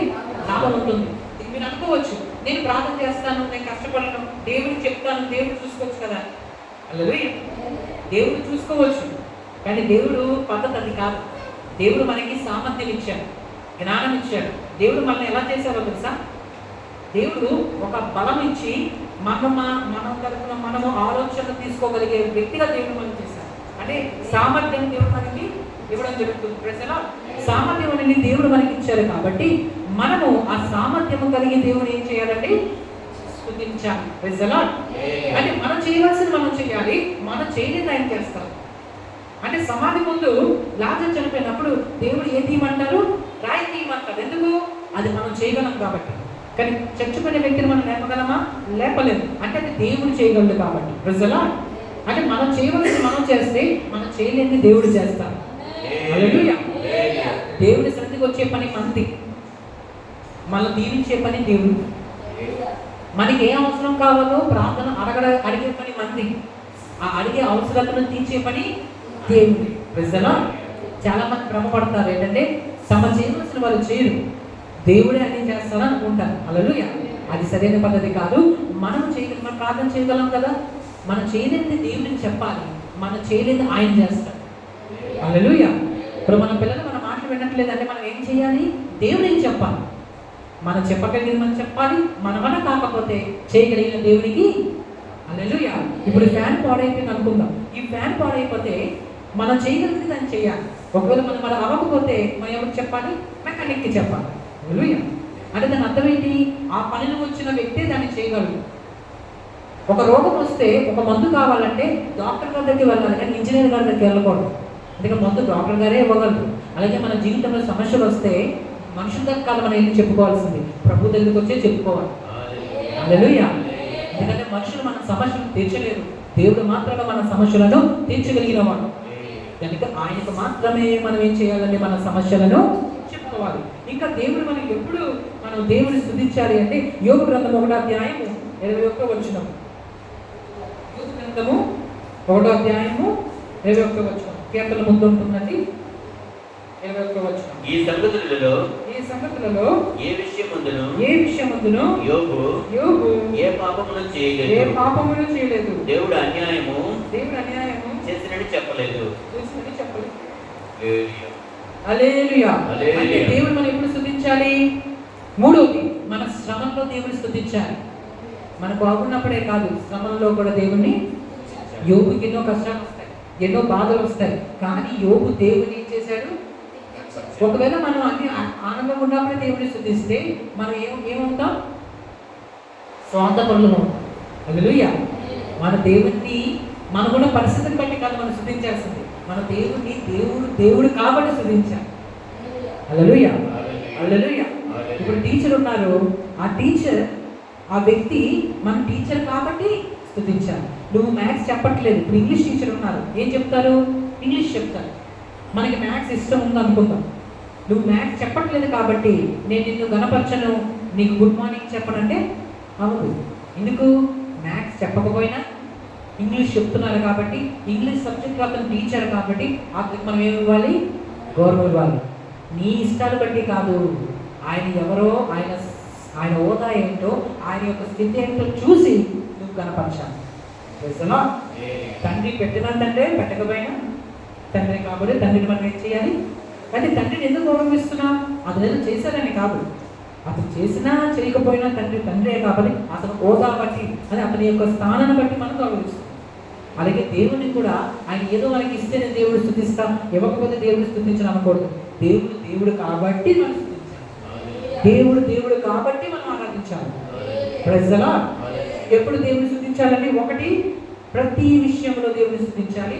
రెండవది, ఎప్పుడు అంటే ప్రతిరోజు దేవుని స్తుతించాలి. మూడవది, కష్టములో దేవుని స్తుతించాలి. నీ మనసు భారంగా ఉన్నా, నువ్వు కష్టంతో ఉన్నప్పుడు దేవుని స్తుతించాలి. నువ్వు అనొచ్చు, నేను దేవుని స్తుతిస్తే నాకు వచ్చే లాభం ఏంటండి? ప్రజలా, దేవుని స్తుతిస్తే నాకు వచ్చే ఆ మేలు ఏంటండి? దేవుని స్తుతిస్తే నీకు వచ్చే మేలు ఏంటో తెలుసా? నీవు స్తుతిస్తూ ఉండగా ఆయన మౌనం ఉండే దేవుడు కాదు. హల్లెలూయా. ఆయన కన్నుండి చూసే దేవుడు, చెవులుండి వినే దేవుడు, నోరుండి మాట్లాడే దేవుడు అయి ఉన్నాడు. నువ్వు ఆయన స్తుతిస్తూ ఉండగానే నీ పక్షాన ఆయన కదిలి నీ జీవితంలో గొప్ప కార్యాలు, మహత్ కార్యాలు, సూచక క్రియలు, నువ్వు శక్తికి మించి, నీ ఆలోచనకు మించి ఆయన కార్యాలు చేస్తారు. Praise the lord. అయితే మనం దేవుడు ఎందుకు స్తుతించాలి మనం ఆలోచించుకుంటూ వెళ్తే, దేవుడు మనం ఎందుకు స్తుతించాలంటే, మొట్టమొదటిగా దేవుడు మనలను సృజించాడు కాబట్టి మన దేవుడిని స్తుతించాలి. నరుడు జీవాత్మ ఎలాగయ్యాడు? దేవుడైన యెహోవా నేల మట్టి నుండి నరుడిని నిర్మించి వాని నాసిక రంధ్రములో జీవవాయువును ఉదగా నరుడు జీవాత్మయ్యాడు. నాసిక రంధ్రాలు అంటే ఏంటి? ఈ ముక్కుకు 2 రంధ్రాలు ఉన్నాయి కదా, వీటిని ఏమంటారు? నాసిక రంధ్రాలు. అంటే అక్కడ దేవుడు ఏం చేశారు? మట్టి తీసుకొని మట్టి నుంచి ఒక బొమ్మను చేసి, హల్లెలూయా, ఆ బొమ్మలు ఏం పోశారు? తన జీవవాయువును ఉదగా నరుడు ఏమయ్యాడంట? జీవాత్మయ్యాడు. అంటే అప్పుడు, అంటే అంతవరకు కళ్ళు ఉన్నాయి కానీ చూడట్లేదు, చెవులు ఉన్నాయి వినట్లేదు, నోటు ఉంది మాట్లాడట్లేదు, చేతులు ఉన్నాయి పని చేయట్లేదు, కాళ్ళు ఉన్నాయి పని చేయట్లేదు. ఎప్పుడు పని చేసేయండి? దేవుడు జీవాత్మను ఊదినప్పుడు. అంటే మన ప్రాణం ఎవరు పోసారండి? దేవుడికి. మనం అది దేవుడికి థ్యాంక్స్ చెప్పకూడదా? చెప్పాలి కదా. అదే స్తుతి. దేవుడికి థ్యాంక్స్ చెప్పడమే స్తుతి. స్తుతి అంటే ఏంటండి? దేవుడికి థ్యాంక్స్ చెప్పడం. హల్లెలూయా.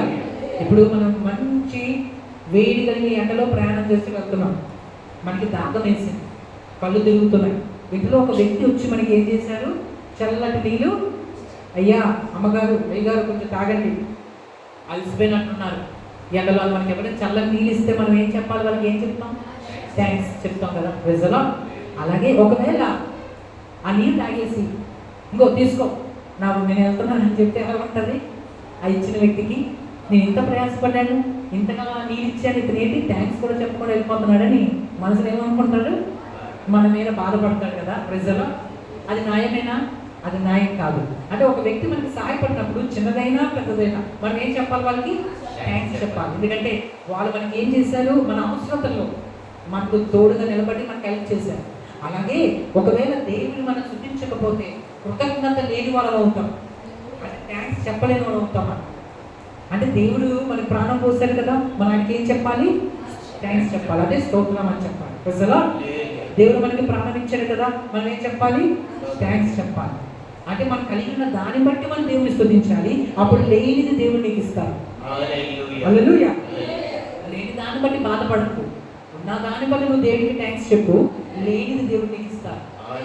ప్రజలా ఎందుకంటే ఈ భూమి ఎలాగా శాశ్వతమైనది కాదు, అందుకే దేవుడికి తెలుసు.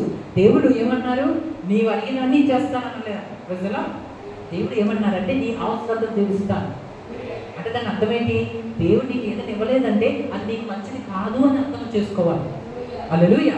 కానీ ఇంకోటి కూడా చూసుకోవాలి, దేవుడు తన సమయాన్ని బట్టి మనకి ఇస్తూ ఉంటారు. ఇప్పుడు చిన్నపిల్లలు ఉన్నారు కదా, వాళ్ళు ఏది పడితే అడుగుతారు, కానీ తల్లిదండ్రులు కూడా మనం అన్ని ఇచ్చేస్తామా?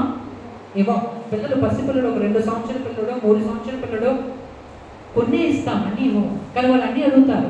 చాక్లెట్ అడిగితే ఇస్తాం, కత్తి అడిగితే ఇస్తామా? ఇవ్వము. హల్లెలూయా. గుడ్డు అడిగితే ఇవ్వచ్చు, పాము అడిగితే ఇస్తామా? ఇవ్వము. ప్రజలా ఇప్పుడు ఆ బాబు పామును అడిగాడు, గుడ్డును అడిగాడు, మీరు ఏమి ఇస్తారు? గుడ్డు ఇస్తారు కానీ పామును ఇవ్వరు. అప్పుడు ఆ అబ్బాయి ఏమనుకుంటాడు? ఇదేంటి మా నాన్న మా అమ్మ కొన్ని ఇస్తున్నారు కానీ కొన్ని ఇవ్వట్లేదే అనుకుంటారు. ఎందుకు ఇవ్వట్లేదు?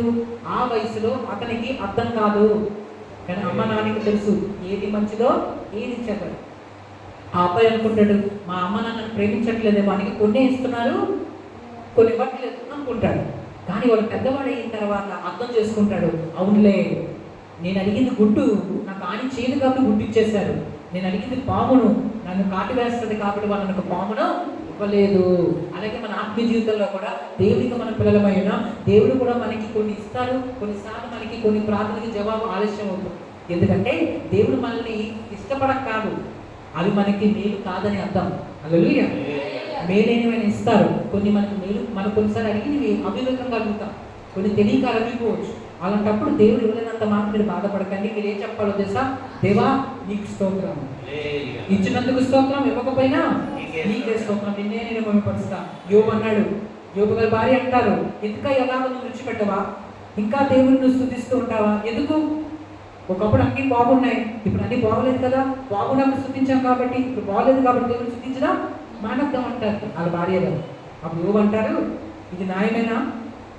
అన్నీ బాగున్నప్పుడు, అన్నీ మనకు ఉన్నప్పుడు మన దేవుని స్తోత్రం స్తోత్రం స్తోత్రం అని చెప్పాం, దేవుడు మంచివాడు దేవుడు మంచివాడు అని చెప్పాం. ఇప్పుడు అన్నీ పోయిన తర్వాత దేవుడు చెడ్డవాడు అని చెప్తామా? దేవుడిని స్తుతించడం మానివేస్తామా? అన్నిటికీ కొనడు, దేవుడు దేవుడే. హల్లెలూయా. కాబట్టి నేను ఆయన ఆరాధిస్తానని చెప్పి భార్య ఎన్ని మాటలు చెప్పినా దేవుడి కోసం నిలబడిపోయాడు. ప్రజలో హల్లెలూయా. తర్వాత ఆ భార్య తెలుసుకొని అతని దగ్గర రావడం జరుగుతుంది, వాళ్ళిద్దరు కలిసి మరి దేవుడిని కనపరుస్తారు. ఇక్కడ మనం అర్థం చేసుకోవాలి, దేవుడు మన స్థితిని బట్టి మనం దేవుడిని స్తుతించకూడదు, కానీ దేవుడు దేవుడు కాబట్టి అని మనం స్తుతించాలి. తండ్రి ఏదో ఇస్తే తండ్రి అని డాడీ అని చెప్పకూడదు, కానీ అతను తండ్రి కాబట్టి అతను గౌరవం. అలాగే మన దేవుడు మనకు దేవుడు కాబట్టి మనం ఆయనకు గౌరవం ఇవ్వాలి. హల్లెలూయా. అయితే దేవుడు మనం ఎందుకు స్తుతించాలని మీకు ఆలోచన రావచ్చు. ఎందుకు స్తుతించాలంటే మనం ప్రాణంతో ఉన్నాం కాబట్టి దేవుడు స్తుతించాలి. దేవుడు ఒక నూతన రోజుని ఇచ్చారు కాబట్టి దేవుడు మనం స్తుతించాలి. దేవుడు మన ఆత్మను రక్షించారు కాబట్టి ఆయన స్తుతించాలి. దేవుడు మనకి మన అనారోగ్యంతో ఉన్నప్పుడు ఆయన మన దగ్గరకు వచ్చి ప్రార్థన చేయడం వెంటనే మనకి స్వస్థత ఇస్తున్నారు కాబట్టి మన దేవుడిని స్తుతించాలి. ఇంకా మన దేవుడు ఎందుకు స్తుతించాలి? మనం ప్రార్థన చేస్తున్నప్పుడు వినే దేవుడిగా ఉన్నాడు కాబట్టి మన దేవుడిని స్తుతించాలి. అడుగుడి మీకు కొడును, వెతుకుడి మీకు దొరుకును, కట్టుడి. మన దేవుడు ఎలాంటి దేవుడు అంటే మన మనసులో ఉన్న బాధను చెప్పుకోవచ్చు. ఇప్పుడు చూడండి, మనసులో ఒక బాధ ఉంది, అది బయటికి చెప్పుకోకపోతే హృదయం అంతా భారమైపోతుంది. హల్లెలూయా. ఈ భూమి పైన చాలా మంది కూడా బాధపడిన కారణం ఏంటంటే తమ బాధను చెప్పుకోవడానికి మనుషులు లేక, వాళ్ళ బాధలు ఇంటి వాళ్ళు వెంటరు, భర్త వెంటరు, కొన్ని ఇంట్లో భార్య వెంటరు, పిల్లలు వెంటరు, మరికొన్నిసారి తల్లిదండ్రులు వెంటరు. మరి ఎవరికి చెప్పుకోవాలి అన్న వేదనతో కొంతమంది హృదయాలకు భారం ఎక్కువైపు అది ఒక కీడుగా, ఒక డిసప్పాయింట్మెంట్గా, డిస్కరేజ్మెంట్గా, ఒక ఆందోళనగా, ఒక ఒత్తిడిగా మారి ఒక అనారోగ్యాలకి దారి తీస్తుంది. కానీ ప్రభువుని నమ్ముకున్న మనకి ఉన్న ఒక ధైర్యం ఏంటంటే ఆయన నువ్వు ఏ బాధ చెప్పుకున్నా వినే దేవుడై ఉన్నాడు. ప్రజలా ఆయన విని విడిచిపెట్టేవాడు కాదు, కానీ ఆయన నీ బాధలు విని దానికి పరిష్కారం చూపించేవాడు. హల్లెలూయా. దుప్పటి కప్పుకో, చల్లేస్తే దుప్పటి కప్పుకో అని చెప్తాం కదా. ఆయన దుప్పటి కప్పుకో అని చెప్పి ఊరుకోడు. ఒకటి దుప్పటి కప్పుకో అంటాడు, రెండోది దుప్పటిని తీసుకొచ్చి నీకు కప్పి చూపిస్తాడు. అందుకే మనం ఆయన్ని సేవించాలి. మనుషులు మాట చెప్తారు, నా దేవుడు క్రియల్లో చేస్తాడు. హల్లెలూయా. అయితే నమ్మడం నీ వంతేగా నువ్వు నమ్మాలి. నమ్ముట నీ వల్ల సాధ్యమైతే దాన్ని క్రియల్లోకి చేసేవాడే నా దేవుడు. నమ్ముట నీ వల్ల అయితే నమ్మువానికి సమస్తం కూడా సాధ్యమే. ఒకవేళ దేవుని మనం స్థుతించకపోతే ఏదైనా లాస్ ఉంటుందా అంటే ఉంటుంది. అది రోమి రాసిన పత్రిక 1వ అధ్యాయము 21వ వచనం. ఈ వచనం చదివి మనం ముగించుకుందామండి. రోమి రాసిన పత్రిక 1వ అధ్యాయము 21వ వచనం. మరియు వారు దేవుని ఎరిగి ఆయనను దేవునిగా మహిమపరచలేదు, కృతజ్ఞతాస్తుతులు చెల్లించడం లేదు, కానీ తమ వాక్యములందు వెర్దులైరి. ఏంటంట? వాళ్ళు దేవుని ఎరిగింది, ఆయన ఏం చేయలేదంట, వాళ్ళు మహిమపరచలేదంట. అంటే దేవుని ఎరగక కాదు. ఇప్పుడు దేవుని ఎరగని వారు దేవుని మహిమపరచరు, కానీ మనం దేవుని ఎరిగిన వాళ్ళం కాబట్టి ఇది మన బాధ్యత. హల్లెలూయా. ఏమవుతుంది? దేవుని స్థుతించకపోతే మనం వ్యక్తులు అయిపోతాం, వేస్ట్ అయిపోతామని బైబిల్ చెప్తుంది.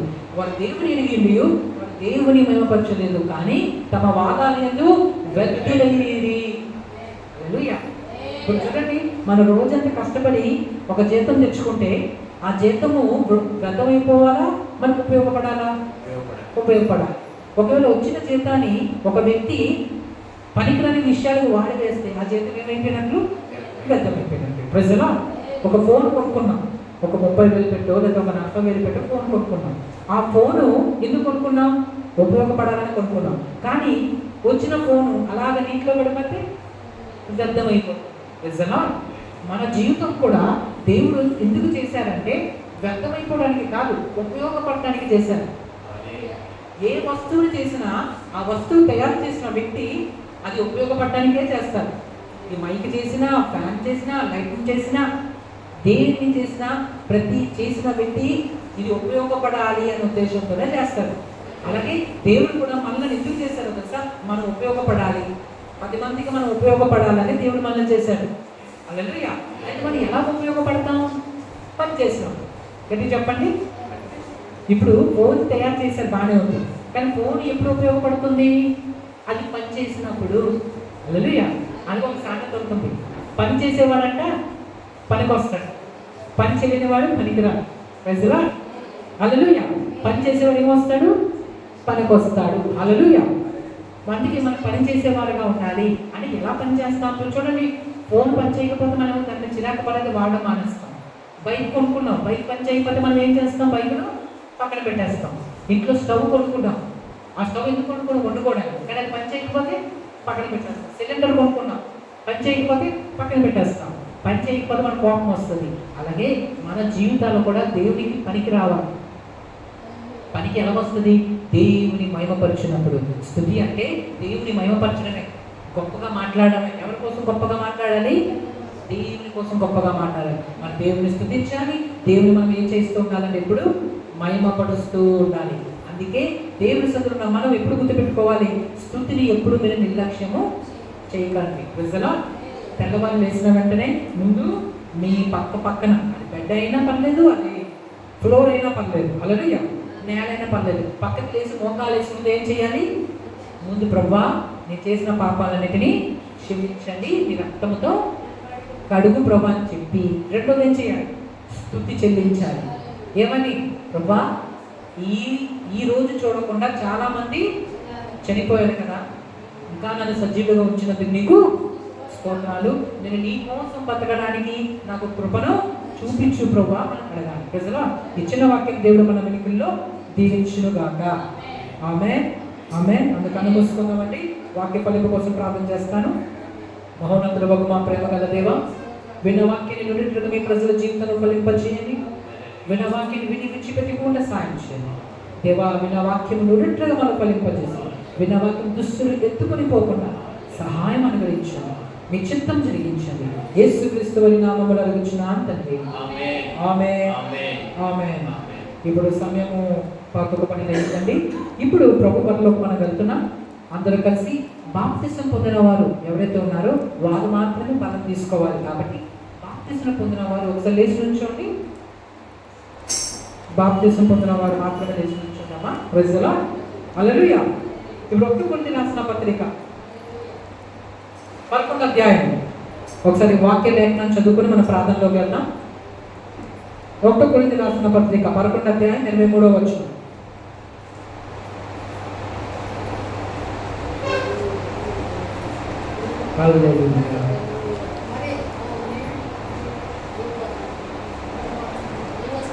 చదవండి. 23వ వచనం. నేను మీకు అప్పగించిన దానిని ప్రభు వల్ల పొందుతుని, ప్రభు అయిన యేసు తాను అప్పగింపబడిన రాత్రి ఒక రొట్టెను ఎత్తుకొని కృతజ్ఞతాస్తుతులు చెల్లించి దానిని విరిచి, అది మీ కొరకైన నా శరీరము, నన్ను జ్ఞాపకం చేసుకున్నట్టుకై దీన్ని చెయ్యుడని చెప్పాను. Praise the lord. హల్లెలూయా.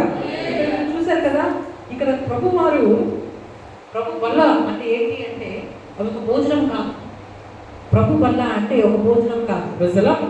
ప్రభు వల్ల మనం అన్నం తింటున్నాక తినకూడదు, అది అనాలోచనగా తీసుకోకూడదు, భక్తితో భయంతో దాన్ని మనం తీసుకోవాలి. ప్రభు వల్ల ఏంటో మనం మరి చూద్దాం. దాన్ని విడిచి, అది నీ కొరకైన నా శరీరము, దాన్ని జ్ఞాపకం చేసుకుంటే దీనిని చేయడని చెప్పాను.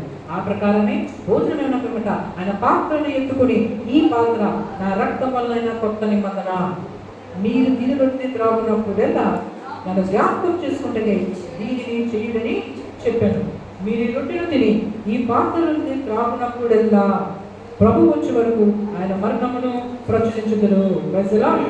కాబట్టి ఎవడు అయోగముగా ప్రభు యొక్క రొట్టెను తినను లేక ఆయన పాత్ర నుండి త్రాగును, వాడు ప్రభు యొక్క శరీరమును గురించి రక్తమును గురించి అపరాధి అగును. కాబట్టి ప్రతి మనుషుడు తాను పరీక్షించుకొనవలెను. అలాగే చేసి ఆ రొట్టెను తిని ఆ పాత్ర నుండి ప్రభు శరీరమని వివేచింపక తిని త్రాగువాడు తనకు శిక్ష విధి కలుగుటకే తిని త్రాగుచున్నాడు. ఇందువల్లనే మీలో అనేకులు బలహీనులను రోగులైన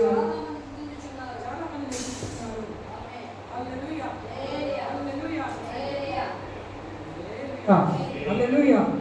ఇక్కడ మీరు చూశారు కదా, ప్రభు రక్తము ప్రభు శరీరము. ప్రభు రక్తము ప్రభు శరీరం అంటే ఇక్కడ దేవుని శరీరం అని యోచించి తీసుకోవాలి. దేవుని శరీరం మనం ఎందుకు యోచించి తీసుకోవాలి? ఇది ఏంటి దీని అర్థం అంటే, దేవుని రక్తము దేవుని శరీరము. 2025 సంవత్సరాల కిందట సర్వోన్నతుడైన దేవుడు, సర్వశక్తి కలిగిన దేవుడు మనందరినీ ప్రేమించి మనం నశించిపోకుండా ఉండాలని దేవుడే మానవ రూపాన్ని తీసుకొని ఈ భూమిపైకి ఒక చిన్న శిశువులా కొడతారు. దాన్ని క్రిస్మస్ అని చెప్తారు. వచ్చిన దేవుడు ఏం చేస్తారో తెలుసా? మనలను కాపాడడానికి తన ప్రాణాన్ని పెట్టి రక్తము కాచి మన కోసం మరణిస్తారు. Praise the lord. ఆ మరణించినప్పుడు ఏం జరుగుతుందంటే, ఆయన తన రక్తాన్ని మన కోసం, ఆయన 2 చేతుల్లో మేకులు కొట్టబడతాయి, తలలో ముళ్ళ కిరీటం పెట్టబడుతుంది, పక్కన బల్లం పొడబడుతుంది. ఇలాగా యేసు యొక్క రక్తము తన దేహం అంతటిలో పైనుంచి కింద దాకా కారిపోతూ ఉంటుంది. ఎందుకు ఇంత కష్టపడతారో తెలుసా? మన కోసం. మనం పాపాలు చేశాం. మన ఈ భూమి మీద భూలోకం అంతా కూడా మానవ జాతి పాపంతో నిండిపోయింది. పాపంతో నిండిపోయి ఈ మానవ జాతి కోసమే యేసయ్య మరణించి తిరిగి లేచారు. కాబట్టి ఆయన చేసిన త్యాగాన్ని, ఆయన చూపిన ప్రేమను మనం జ్ఞాపకం చేసుకోవడమే ప్రభురాత్రి బల్ల.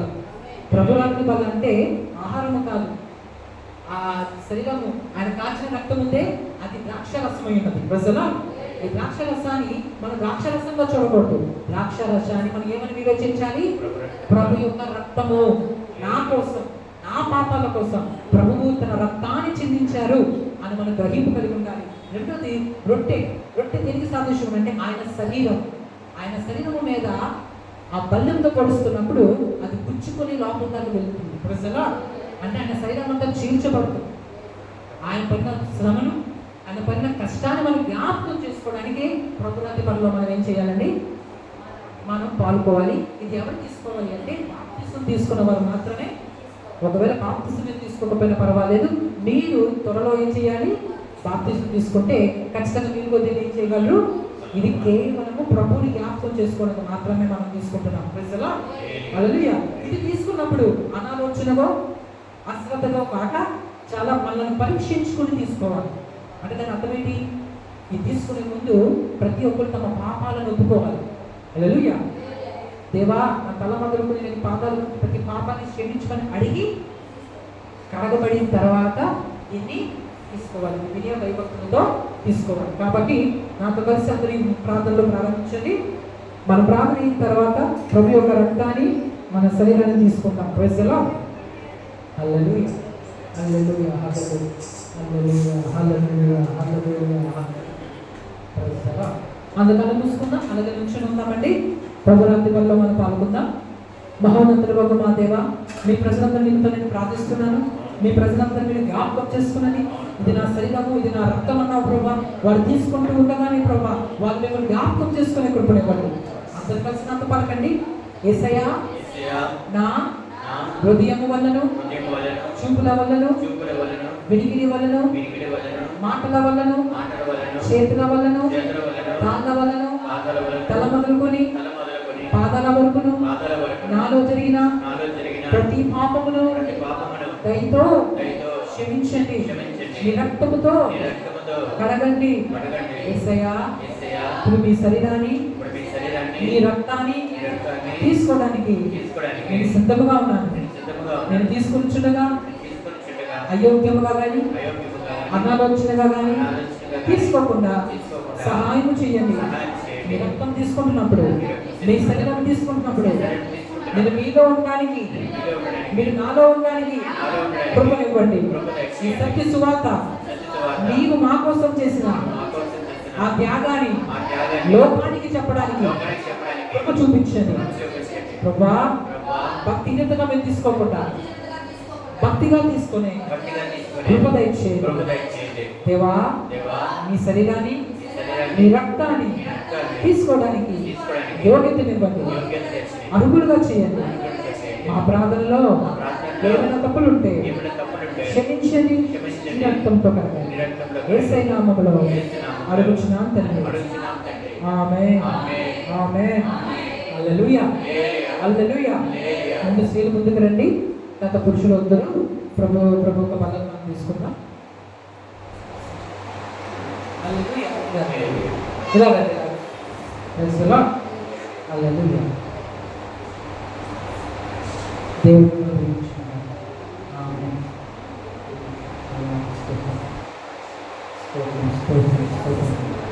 బాప్తిజం పొందాలనుకుంటామా?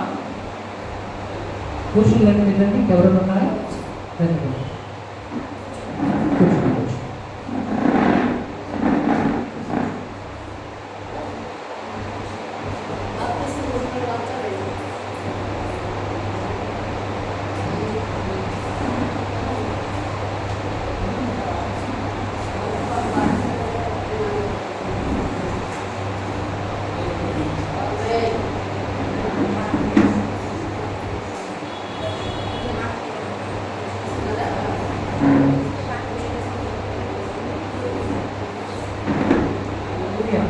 హల్లెలూయా, హల్లెలూయా. ఇప్పుడు దేవుని రక్తాన్ని చేత పట్టుకున్న మనం అందరము, ఆయన శరీరాన్ని చేత పట్టుకున్న మనం అందరము లేచి నుంచుందామండి. ఒకసారి అందరూ ఒకసారి లేచి నుంచుందాం. ఇప్పుడు దేవుని తప్ప ఇంకా ఎవరిని జ్ఞాపకం చేసుకోవద్దు. ఆయన మీకోసం చేసిన త్యాగాన్ని మాత్రమే మీరు జ్ఞాపకం చేసుకునండి. ఒక నిమిషం మీకు సమయం ఇస్తున్నాను. మీరు పరీక్షించుకునండి. ఏమైనా పాపాలంటే ఒప్పుకునండి. స్తోత్రం, స్తోత్రం, స్తోత్రం, స్తోత్రం.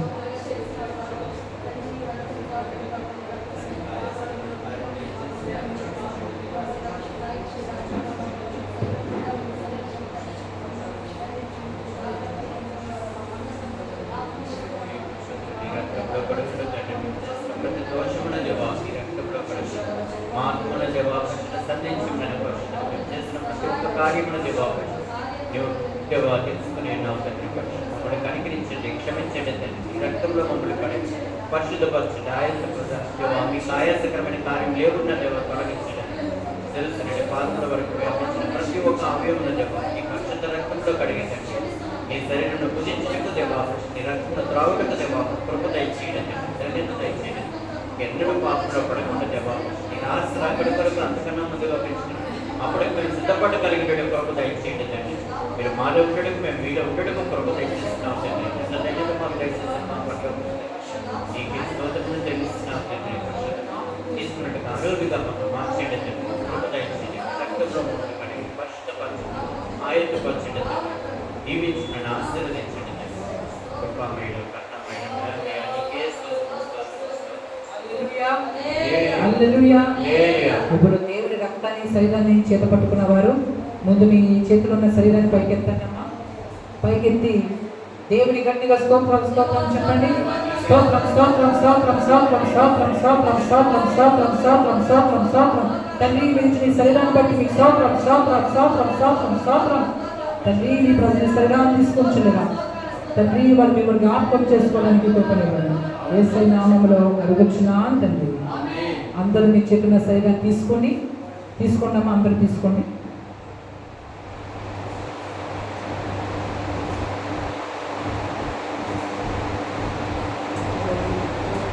హల్లెలూయా హల్లెలూయా హల్లెలూయా హల్లెలూయా హల్లెలూయా. మీ చేతుల్లో ఉన్న రక్తాన్ని కూడా మీరు పైకెత్తండమ్మా. స్తోత్రం గట్టిగా చెప్పండి. స్తోత్రం స్తోత్రం స్తోత్రం. తండ్రికి ఇచ్చిన రక్తం కొరకు స్తోత్రం స్తోత్రం స్తోత్రం.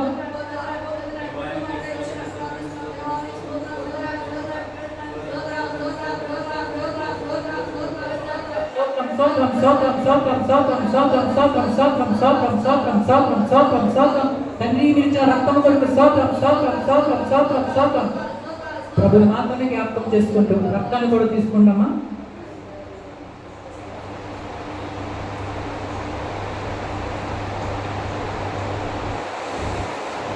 క్యాచ్ బుక్స్ చేయండి. దేవుని స్తుతిస్తూనే ఉండండి. స్తోత్రం స్తోత్రం స్తోత్రం స్తోత్రం స్తోత్రం. నాకు బదులుగా నీ ప్రాణమిచ్చావు యేసయ్యా. నా పాప శాపమంతయు నీవే భరించినావు యేసయ్యా. సిలువలో నాకు బదులుగా నీ ప్రాణమిచ్చావు యేసయ్యా. నా పాప శాపమంతయు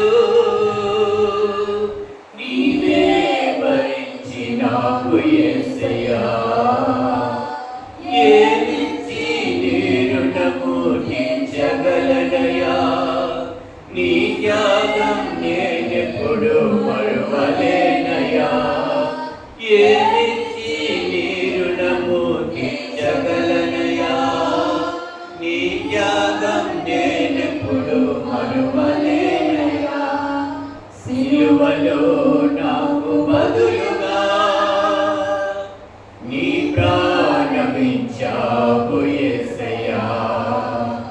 ఏ నేరము చేయని నీవు నా పాపములకై బలి అయినావు. ఏ నేరము చేయని నీవు నా పాపములకై బలి అయినావు. ఏమిచ్చి నీ రుణము తీర్చగలనయ్యా. నీ త్యాగం నేనెప్పుడు మరువలేనయ్యా. ఏమిచ్చి నీ రుణము తీర్చగలనయ్యా. నీ త్యాగం నేనెప్పుడు మరువలేనయ్యా. సిలువలో నాకు బదులుగా నీ ప్రాణమిచ్చావు యేసయ్యా. నా పాప శాపమంతయు నీవే భరించినావు యేసయ్యా. హల్లెలూయా hallelujah hallelujah hallelujah hallelujah hallelujah. హల్లెలూయా. అందుకని మూసుకున్నది చిన్న ప్రార్థన చేస్తాను. మహోన్నతుడు బహు మా ప్రేమ గల దేవా, ప్రేమిస్తున్న మా తండ్రి, మీ ప్రజలు మీ రక్తాన్ని మీ శరీరాన్ని తీసుకుని ఉండగా ప్రభా, వారు ఏమాత్రము దేవా తండ్రి అనాలోచనగా తీసుకున్నట్టే వాళ్ళని క్షమించుము మీ రక్తంతో కడుగు తండ్రి. వారు మీ శరీరాన్ని రక్తం తీసుకున్నప్పుడు తండ్రి మిమ్మల్ని జ్ఞాపకం చేసుకునే కృప వారికి దయచేయండి. వారి అక్కలని తీర్చండి. వారి ఎటువంటి బాధలతో ఉన్నా, కష్టాలతో ఉన్నా వారి బాధలను తీర్చమని ప్రార్థిస్తూ యేసుక్రీస్తు వారి నామములో అడుగుచున్నాను తండ్రి. ఆమేన్. ఇప్పుడు ప్రియమైన దేవుని బిడ్డలారా, ఇప్పుడు కానుకల సమయంలోకి మనం వచ్చాం. దేవుని ఘనమైన సేవకు ఘనమైన కానుకలు ఇచ్చి మన దేవుని మహిమపడదాం. దేవుడు మీకు ఇచ్చిన దానిలో మీ ప్రథమ ఫలం ఇచ్చి దేవుని మీరు మహిమపరచాలి. నన్ను గణపరచువని నేను గణపరుస్తున్నాను, గొప్ప దేవుడిని మనం సేవిస్తున్నాం. ఉత్సాహం ఇచ్చేవాడిని నేను ప్రేమిస్తున్నానని దేవుడు చెప్పారు. కాబట్టి దేవుని సన్నిధికి వచ్చిన మనం ఉత్సాహమైన కానుకలు ఇచ్చి ఆయన మహిమపడదాం. అందరూ ముందు స్త్రీలు వస్తారు, తర్వాత పురుషులు వస్తారు. ముందు ఒకసారి ఆగండి, మీ చేతులు పైకెత్తండి. ఒకసారి మీ కానుకలు పట్టుకొని మీ చేతులు పైకెత్తండి. మీకోసం ప్రార్థన చేస్తాను. Praise the lord. మహోన్నతుడు వగు మా దేవా, సర్వోన్నతుడు వగు మా తండ్రి, మీ ప్రజలు దేవా మీ కానుకలు ఎత్తి పట్టుకొని ఉండగా వారి అక్కర్లను తీర్చమని ప్రార్థిస్తున్నాను. దేవా తండ్రి, వారు కలిగిన దాంట్లో దేవా మిమ్మల్ని ప్రేమించి మీ పరిచయని ప్రేమించి వారు ఇస్తుండగా ప్రభా వారికి నూరింట్ల ఫలం దయచేయండి తండ్రి. యేసయ్యా వారి కష్టార్జితం అన్నిటి పాలైపోకుండా సహాయం చేయండి. నరుల పాలైపోకుండా, అన్నిల పాలైపోకుండా, దుష్టుల పాలైపోకుండా, దోచుకున్న వారి పాలైపోకుండా, హాస్పిటల్ పాలైపోకుండా, రోగాల పాలైపోకుండా, అనారోగ్యాల పాలైపోకుండా, దొంగల పాలైపోకుండా దేవా వారి కష్టపడిన కష్టార్జితాన్ని మీరు దీవించండి. వారి కష్టము వారు అనుభవిస్తకు సహాయం చేయండి. వారి పిల్లలు వాళ్ళ పిల్లలు అనుభవిస్తకు సహాయం చేయండి తండ్రి. వాళ్ళు మీ సంతానంలో విధించి ఉండగా ఉత్సాహం ఇచ్చి వారిని ప్రేమించేదేవా వారు చేస్తున్న కార్యాన్ని బట్టి నూరింట్లుగా వారి ఫలం ఇవ్వండి. ఒకవేళ ప్రభా ఏమి ఇవ్వడానికి లేకుండా బాధపడుతూ ఉంటే తండ్రి వారు తమ హృదయాలు ఇస్తూ ఉండగా ప్రభా వారు హృదయాలు ఇచ్చే కృపనివ్వండి. ఆ హృదయాలు చూస్తున్న దేవా వారిని దీవించండి దేవా. వాళ్ళు కూడా ఇచ్చి మిమ్మల్ని పంచే కృపనివ్వమని వేడుకుంటున్నాం. యేసు నామములో అడుగుచున్నాను తండ్రి. ఆమేన్. ఒకరి తర్వాత వచ్చు ఇయ్యమ్మా.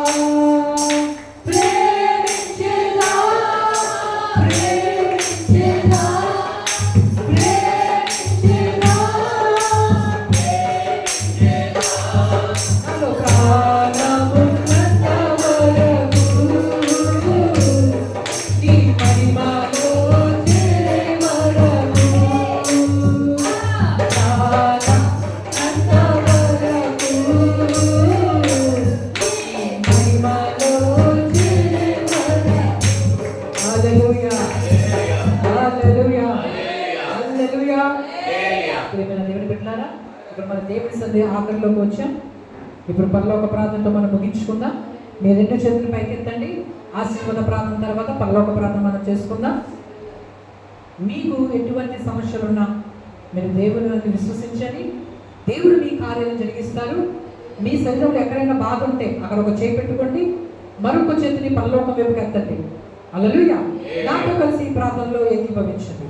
మహోన్నతుడు మా ప్రేమ గల దేవా, సర్వోన్నతుడ, భూమిని ఆకాశములను చేసిన తండ్రి, మీ పరిశుద్ధమైన పవిత్ర నామములో ప్రార్థిస్తున్నాను ప్రభా. మీ ప్రజలు తండ్రి మీరు విశ్వసించి దేవా వారి ప్రార్థన మాతో కలిసి చేస్తుండగా వారి శరీరంలో ఎటువంటి బలహీనత ఉన్న ప్రభా నీవే స్వస్థపరచమని ప్రార్థిస్తున్నాను. నువ్వు యెహోవా రాఫా ఉన్నావు ప్రభా, అడుగుడి నీకు ఇస్తానన్నావు తండ్రి. మీ పవిత్ర నామములో అడుగుచున్నాను దేవా. మీ సేవకుడుగా మీ దాసుడుగా మీ ప్రజల పక్షాన్ని విజ్ఞాపన చేస్తున్నాను తండ్రి. మీ ప్రజల యొక్క పాపములన్నిటినీ క్షమించండి. నీ రక్తంతో వాళ్ళని కడగండి. వారి అక్కర్లను తీర్చండి.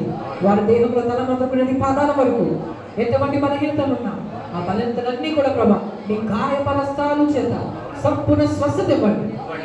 యేసుక్రీస్తు వారి నామములో దేవుని ప్రజలున్న ప్రతి బలహీనత యేసు నామములో ఇప్పుడు స్వస్థపరచబడును గాక. తల మొదలుకునేది పాదాల వరకు ఎటువంటి బలహీనత ఉన్నా యేసుక్రీస్తు వారి నామములో ఇప్పుడు నయమైపోను గాక.